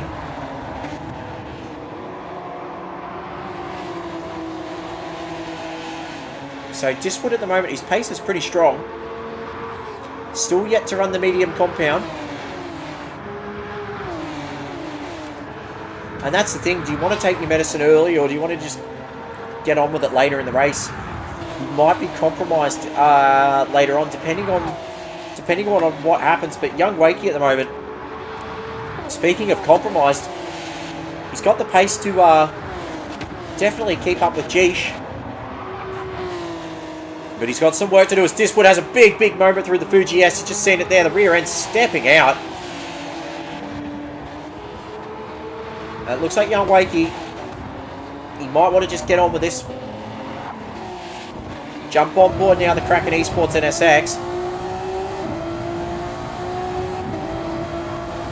Oh, just see the cars completely different styles. Woody going very defensive here. And just backs out of it. Makes Wakey earn it. Gets the cut back though. These two going to be drag racing side by side. As Captain Muffin's pitting. Does Woody hold him up? Oh, Woody's trying to fight the argument here. Young Wakey makes contact with him. Just a little bit of a paddle rub though. Nothing too serious. Diswood wants to argue this point as young Wakey now goes up to P2. 9.4 second gap between himself and Mountain Goat. So you see the difference of the undercut. And young Wakey trying the overcut. This is a great battle at the moment. Diswood goes up the inside again on young Wakey. These two absolutely having a slobber knocker now. John wants to get involved as well. Jump on board now with John, who's decided to... Oh, look at how defensive Woody's getting. John wants to make the move as well. Oh, this is not good for young Wakey, who gets very defensive. Little bit of contact there. Nothing over the top there as well. And John goes past young Wakey now. Young Wakey must be seeing red right now in this battle. He is on the medium tyre as well, so he's actually doing very well to keep in check with these soft tyre runners. The real question, though, is if he can get past them or not, because if these guys, their soft compound's starting to go away, he's going to have to fight through them again. We've just seen Diswood get very aggressive here. Whether or not that's to protect Mountain Goat, wait and see, but at the moment it's a Brocky Racing, Brocky F5 Sim Racing 1-2. Diswood's just cleared out a little bit by a second at the moment. We'll just go back on the Geesh watch. Geesh up to P6. So 4.5 seconds clear of Captain Muffin at the moment. And he's only less than a second clear of Turtle. Looks like Geesh's pace pretty strong at the moment. So the 25.3 last lap. Might actually go purple here once he reaches the toe. Wait, we're sitting on a fairly fresh set of softs and about 1/3 of a tank of petrol, so he's ideally, if he's going to throw out some purple laps, you've got to do it now. Yeah, exactly right. And with the lower fuel lower fuel tank, he's going to definitely have better tyre life. Way better to have a lighter fuel tank compared to a heavy one start on the softs early on. As Geesh, he's purple at the moment. He's going to make a move out the outside of ADR here on Turtle. Turtle's just holding that inside line quite nicely. Geesh is going to get a good run out of the corner though. And then gets that done. So that's Geesh into the P5. Turtle's thinking about having an argument about this one. No, he will not. But this battle up the P2 at the moment is getting a bit spicy as well. These guys don't want to fight too hard as Diswood comes in. He's getting out of that as quick as he can. As Young Wakey is going to have a look up the inside of John at the moment. On the medium compound tyre, Young Wakey's decided to pull the punch. Goes up the inside. But he's lost 2 seconds fighting these two. And John's not really letting him get away. John goes around the outside here of Young Wakey as they head down to TK2. He's got the inside line. Is John going to hold it? He does. He takes the position back now. So Young Wakey's having to fight very hard at the moment just to get ahead of John. And it's looking like John's holding his own. There's Young Wakey up the inside at the moment. Oh no, he had to pull out of that one at the Fuji S. It's not a corner. You really want to throw it up the inside. And look at these two just battling, paddle rubbing. Young Wakey up the inside again. Can he get it done? No, John fights around the outside. This is a fantastic battle here for P2. And John not giving an inch towards Young Wakey here, making him earn it. Incredible stuff, but what that's done is Geesh goes now to P4 with the pit stop from Captain Muffin and Diswood.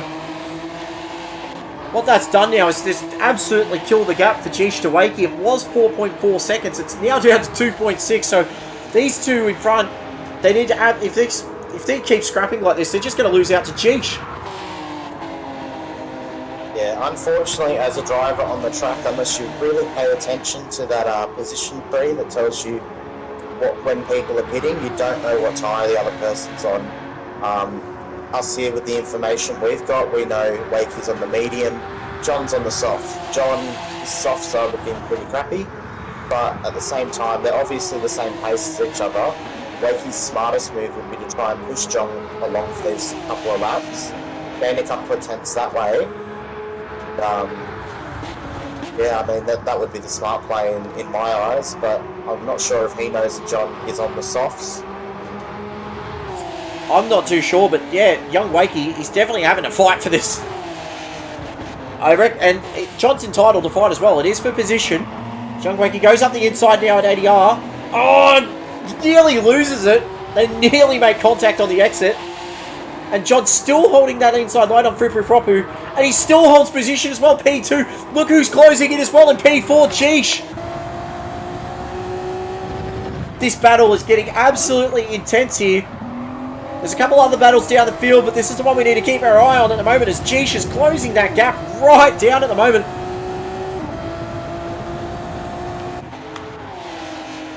As Young Wakey once again tries to make a move up on the inside. John just absolutely making Young Wakey earn this through the inside of TK1. And it looks like Young Wakey's going to get it done, but John still might argue this point. Those tyres must still be in good condition.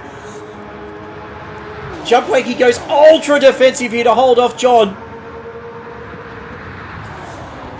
Look at this around the outside. John now, can he get it done around the outside of Young Wakey to take a Herculean move to get it done? No, he can't, but Young Wakey gets it done finally. But Geesh is right there. I'm not sure if something's happened with a bad strategy call with Woody or actually his plan, but he's got a fresh set of mediums on and his fuel light's blinking. Oh no. I'm not sure if there's been a little bit of a mix-up in the pit lane and been no fuel that's gone into that car, or whether he's only running mediums for a lap or two and then using softs for the rest of the race. So John must have absolutely shredded his tyres or something's happened, because Geesh has gone straight past him, and now Geesh is on the back of Young Wakey, and this battle's well and truly on. And if Wakey wasn't seeing red before before that pit stop, I can tell you right now, he's going to be a full-blown shade of crimson and some. Well, Goat's in the pits now. He'll be filling up to the end of the race, so we won't see him come in again. But in the next, like, 3 laps, we should find out exactly where he's going to sit amongst the rest of them. He has come out on a set of mediums. So, we're back to Young Wakey versus Geesh, the sequel. And after what we saw at Autopolis here, we know Young Wakey's not afraid at all to throw haymakers at Geesh, and not only throw them, actually land them. Geesh copped a little bit of a bloody nose last time out. These two fighting for a championship at the moment. Geesh goes up the inside now, heading towards the Fuji S. He's just got superior tyre grip, gets it done. Young Wakey's definitely not going to stop arguing this though. Both their tyres are equally worn, but we've got Wakey on mediums and Geesh on softs. Yep, so I think might it have been a miscalculation there from Wakey to put on the medium this at this point of the race is the real question, because if he had the soft compound tyre, he might have been able to get around John and Woody very, very quickly. And he's lost... Well, he also started on the softs, where Geesh started on the mediums, so he would have had to take mediums now or mediums at the end. And I know personally I like to come home strong and aggressive, especially in these longer races that are more than single digits in the laps. If you can have a car that's good at the end, you catch the people off guard. But I think he's made the right call. He only needs to stay with Geesh for a lap or two, and then they're both going to be in for a fresh set of softs to finish off the race. The big thing is Mountain Goat's 10 seconds behind the battle of Geesh and Wakey at the moment, which is still going on. It looks like Young Wakey, even though he's on a medium compound tyre, it looks like that crossover period's starting to happen now as well. So Young Wakey is definitely able to hold on with Geesh now, and as the stint gets longer, Geesh is going to have to work harder to hold Wakey off. But these two have been the cream of the crop all season long, with a sprinkle of Mountain Goat, of course. But Geesh and Wakey, they're going to come into the pits together looking at their fuel, unless one of them makes a slightly different strategy call coming up. But I reckon they're going to come in together, both come out on the softs, and they're going to be swinging haymakers at each other for the last 10 laps of this race. And that's what we love to see here in Sector 1. We love to see battles. We love to see big on-track battles. We've seen them before time and time again throughout all 4 of these divisions. As, it looks like Geesh just can't seem to pull away from Young Wakey now. Wakey in the toe, of course. I will just point out as well, we've got Captain Muffin in third. I'm pretty sure he was one of the people that pitted very early. He was. He's like done 6. He's done a whole extra pit stop, I believe. That's intriguing, because we thought he might be in no man's land at this stage. He's P3 at the moment. He's definitely out of sync with the rest of the grid. I don't know. He's got Mountain Goat 6.9 seconds behind him. And Speedy Snoopy's only 1.3 behind Goat as well. So yeah, Speedy Snoopy's still going to come in for one more stop. Muffin will have to come in for one more stop, the same as Geesh and Wakey. So Mountain Goat's right to the end, but he is on the medium tyre. And that's the thing, whereas he's slightly slower than a few of them. Speedy, Faf, and Muffin have all done the medium run. They've all got softs to the end home, and Faf now in P6. That's bodes well for Faf. He could find himself in the top 5 if he's lucky. Turtle in P7 at the moment, hovering around the mid-pack. Hold it down, son. John in P8, so he's fallen down a little bit. That battle with Wakey definitely cost him time. Lenocious in P9.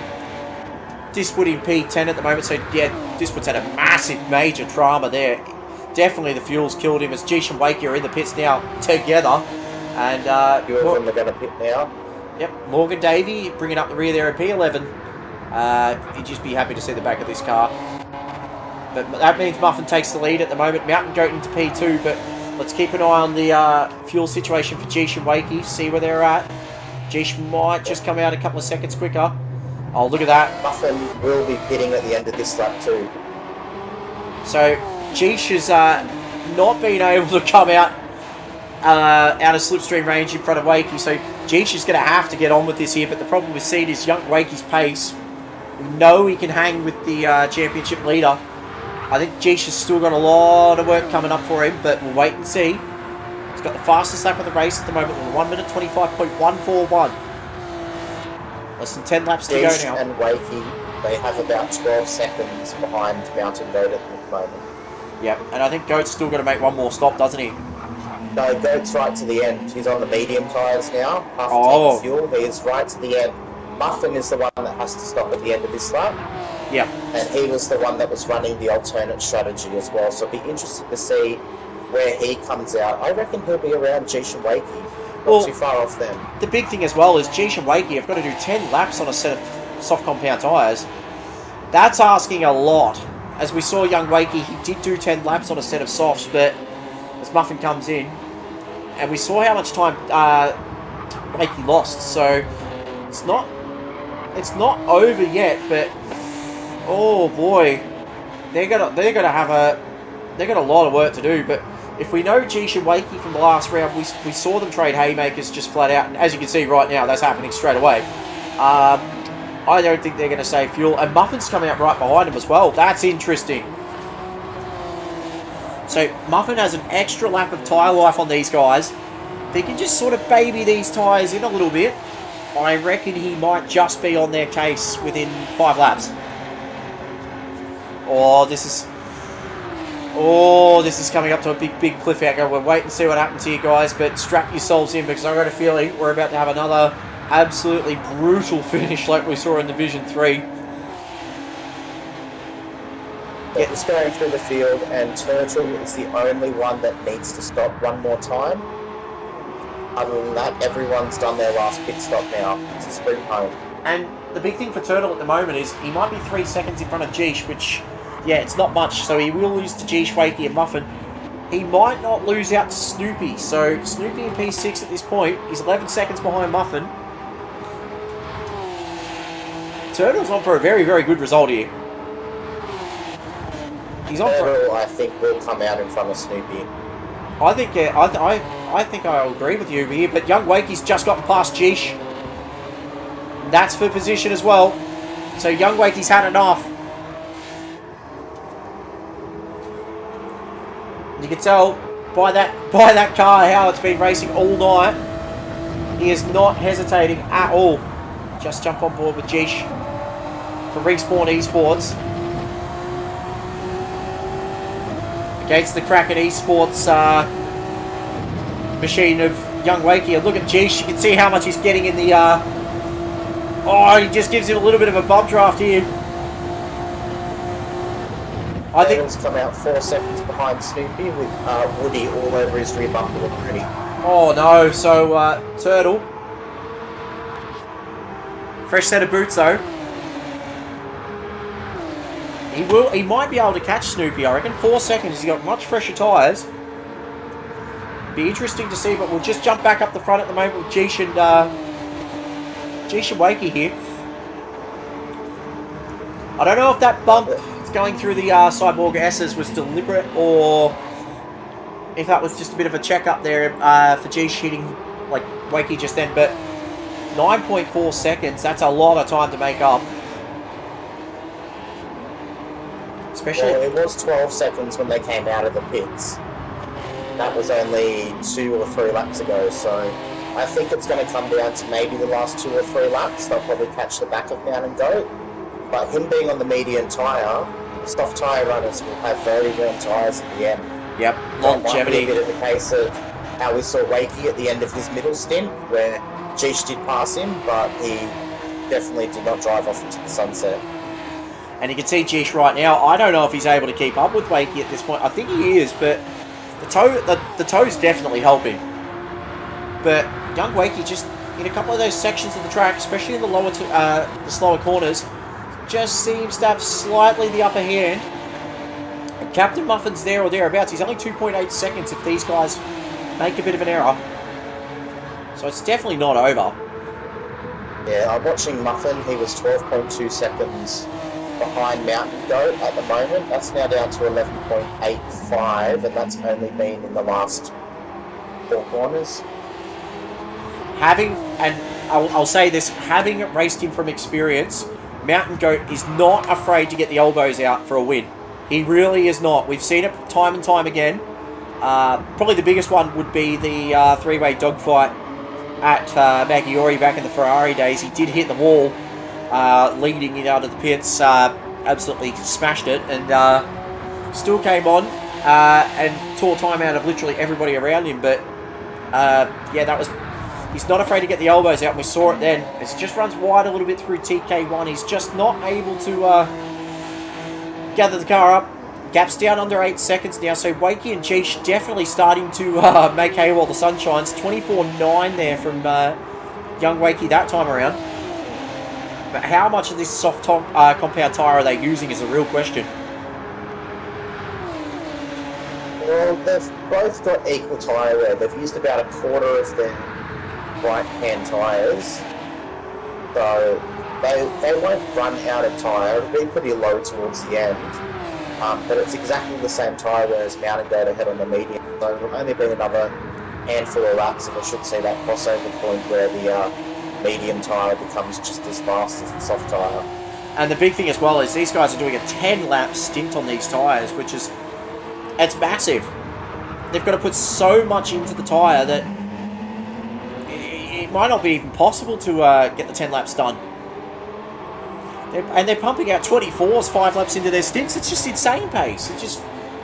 I'm not sure, but I reckon here, if I'm Captain Muffin, I'm keeping the pressure on. Times look good. If he's looking after those tyres, he's definitely going to be shoo-in for a podium if these two start throwing punches again. Yeah, so Muffin's got slightly fresher tyres. We expected that from him stopping a little bit later. But he's in the prime seat, isn't he? If these Wakey and Jeesh catch up the mountain and go hanking it around him, the battling they'll all do will bring Muffin right to the back of that pack, so he's still in contention for a podium finish. Just keeping tabs down the middle of the field here with Diswood, Turtle and Faf. Woody's gone around and he's now in P6. Turtle's just under siege a little bit here from Faf, who goes around the outside of TK1 here. Oh, and he's holding the line quite nice. Oh, no. Turtle's just got the edge grip there. So Turtle will just go through and get it done. But these guys don't want to lose out to Diswood. So if I'm Faf and Turtle here, maybe just a little bit of bump drafting and working together. Set yourselves up for the final couple of laps. Get those positions sorted. Just jump down a little. From Mountain Goat to Wakey is now under 6 seconds. So that gap's definitely closing down. And it looks like the 26.3, you can see the consistency of the kid there. 26.3, 26.2, 26.2, 26.2. Last 4 laps he's been like a metronome. Gap under 6 seconds now by the looks of it. He's just had a bit of a moment. He's now a second and a half behind Wakey. Oh, see if we can catch that on our replay. No, so he's already well and truly behind by that point. Good. Carrying things. Anyway, yeah, 1.4 seconds to the good is Wakey over Jeesh, which means Muffin now, if he's looked after those tyres, he's done a personal best last lap of 25.0. Muffin's within a shout of a podium here. Oh, 100%. A lot of pressure on Jeesh now. And that's the thing, like, double points the next round. Every point counts. Muffin doesn't really want to let go of this one. So Turtle and Diswood, look at this battle here. We've just seen the podium table move, and this battle's just gone on to a whole new level now. Turtle up to P6, Diswood up to 7. Faf, is he going to look up the inside? Oh, he does too. Looks like Faf wants to have a look. He just gets the nose up a little bit. Oh, a little bit of contact there. Diswood just has to gather the car up. Muffin's made a huge mistake. Oh, no. Oh, a little bit of a bump there from Faf. They're going to lose out to Turtle. Just see if we can get up the Muffin there. Oh, yeah, Muffin's down, well down. 11 seconds down. So I wonder what's happened there. See if I can get that on a replay. No, we can't. So definitely had a moment there. I dare say he must have lost it at the S's. And if I know Muffin, he'll be an angry little hot pocket there.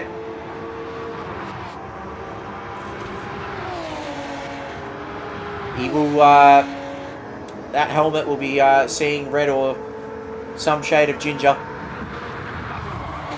As that battle, Faf's just gotten past Diswood here. This battle is getting really entertaining as Diswood just runs a little bit off track. Faf claims that position now, so Wood up to down to P8. John's just behind these guys. Wakey can now see Mountain Goat ahead of him. 3.3 seconds is the gap now.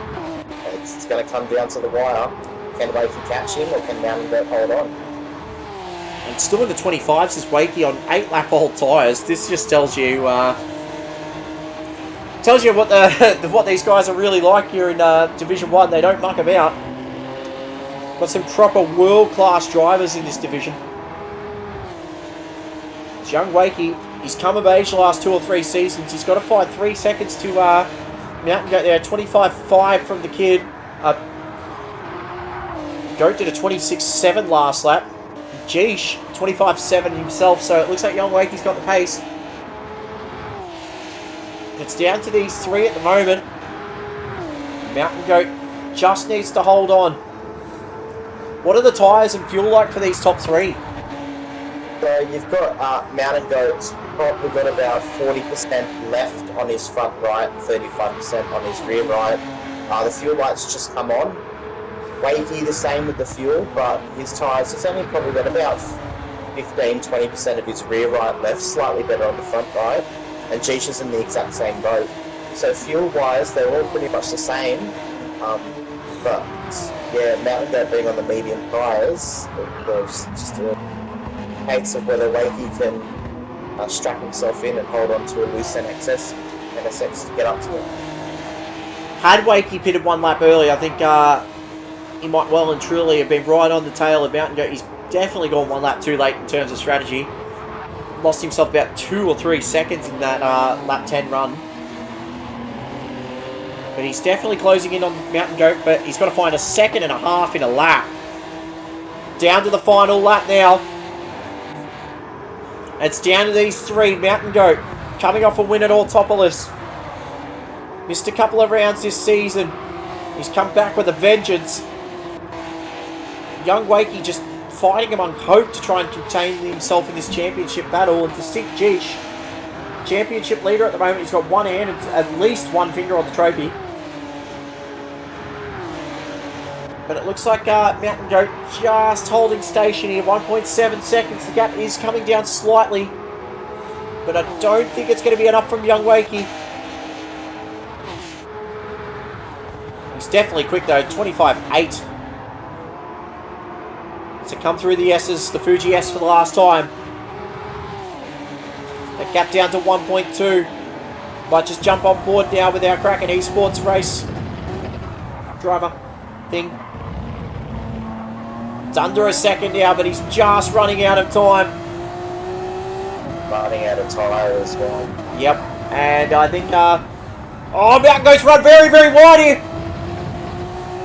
Might still be on. Young Wakey's going to have a dive here. Definitely has a big, big look.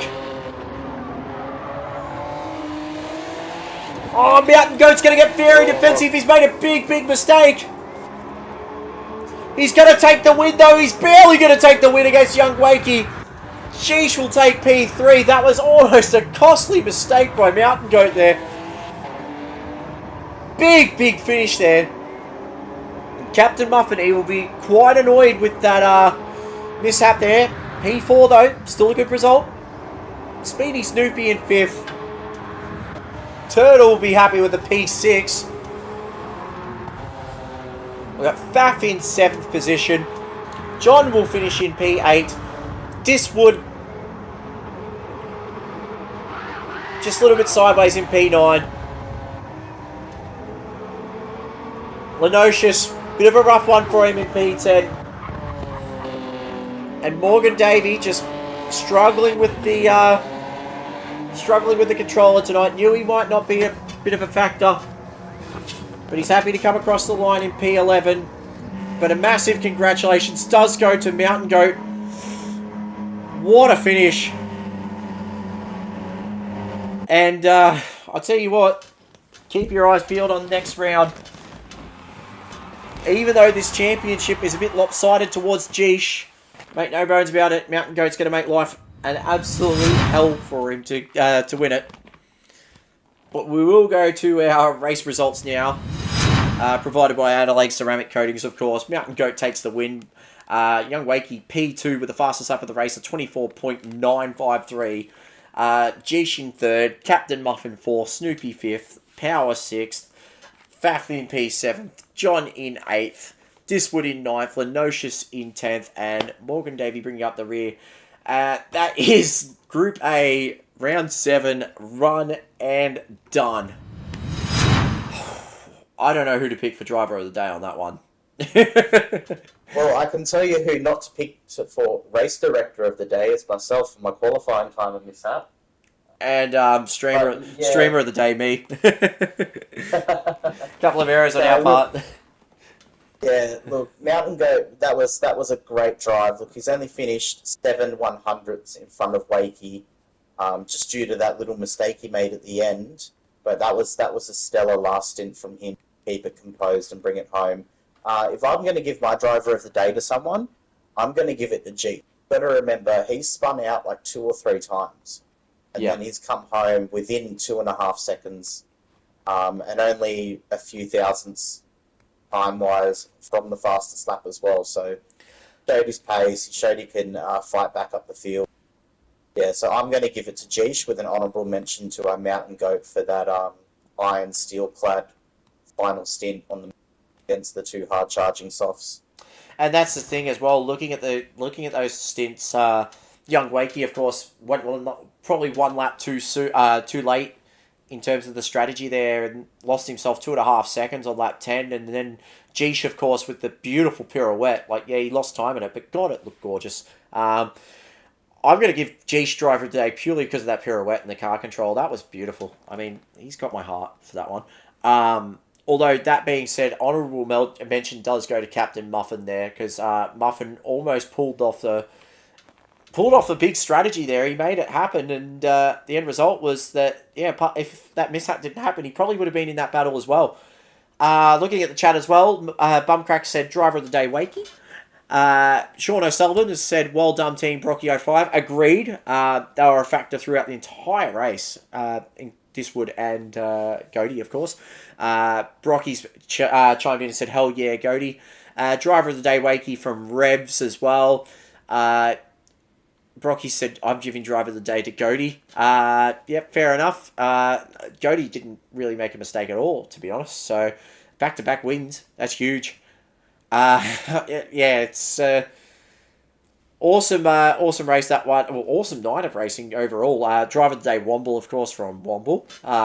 We should have expected that. We didn't see that early. We saw Dad of the Day, but we'll leave that one alone because I think there's a few of us dads that are just like, oh, I don't know. Anyway, any final words on this one, Friday? Oh, look, it's just been a great night of racing. We've seen elbows out racing throughout both the divisions, seen close finishes, some alternate strategy calls like with Captain Muffin with that really early pit, and it's brought him into fourth. Yep. So if he didn't have that huge spin, he would have been a bit of a threat on the back of Geesh at the end there. Yep, agreed. No, it's been an excellent night of racing, good elbows out, clean, respectful driving. So I'm happy to review the races tonight. And I'm just going to chime in with a couple of notes as well. First of all, our GoFundMe for Sean Ghost Muller, who's, of course, we spoke about last week with heart condition. There's been some news in that regard. He is on the mend. I won't go into details too much. It has been revealed on the Discord how he's doing, and it is good signs at the moment. He's definitely on the up, and we're very, very happy for that news. So, Sean, keep fighting, mate. You're doing a fantastic job. We're all here behind you, and we're just going to keep. If you do want to donate to his GoFundMe, of course, you can find it on our Facebook page, our socials, our Discord as well. I will try and post it here. I don't know if it will, but we'll see how we go. We're up to $12,570, so which is an incredible effort by all involved, considering it's only been a week. So big thank you to everybody who has donated. And what did we say? We missed the big fella, that's for sure. The link's in the chat as well. Hopefully it doesn't get deleted. But if you do want to donate, every dollar counts. And like John said last week, $20 is $20. So get behind great cause for one of Sector 1's absolute finest. And we'll hope we see him soon. But also, I'll finish the stream off. Massive thank you does go to Renegade and, of course, yourself, Black Friday, for stepping into Race Direct tonight. And a thank you to you, Karen, as well, for running over here while dressing yourself when we got the new Adam wasn't showing up. Yeah, I'll be honest, as soon as I found out that Adam was stuck in traffic, I was pretty much half naked, to be honest. I was doing fatherly duties, just had a shower with the little one, and just sort of had to rush things in within 10 minutes. So hopefully we see Adam back soon. I don't know if for all we know, he might still be stuck on the plane, so we'll wait and see. Big thank you does go to everybody who liked the stream tonight, who got involved in all the commentary, and who made the chat flow. It was absolutely fantastic stuff, as per usual. Big thanks to all the drivers for racing tonight. We did start a little bit late, so we are sorry about that one. And of course, big thank you goes to every single person behind the scenes. Of course, race directors, stewards, of course, with their thankless job. The admin team, but the Sector 1 admin squad, livery lords. I've probably forgotten one or two already, but everybody who's worked hard behind the scenes. We are pretty close to revealing the inner workings of Season 9. We're not too far away from that, but we will just tease you with that for now. So, if you're wondering what it is, we're not going to reveal anything just yet, but we just want to keep everybody on their toes. So, sorry, Chase, but it's the best way to go about it at the moment. So, good night, everybody. Thank you for joining in and watching an incredible night of racing. One of the best we've had for a little while. My name is Brent, aka Karen, signing off, and you've been watching Sector 1, and of course, happy Mother's Day. Good night, everybody.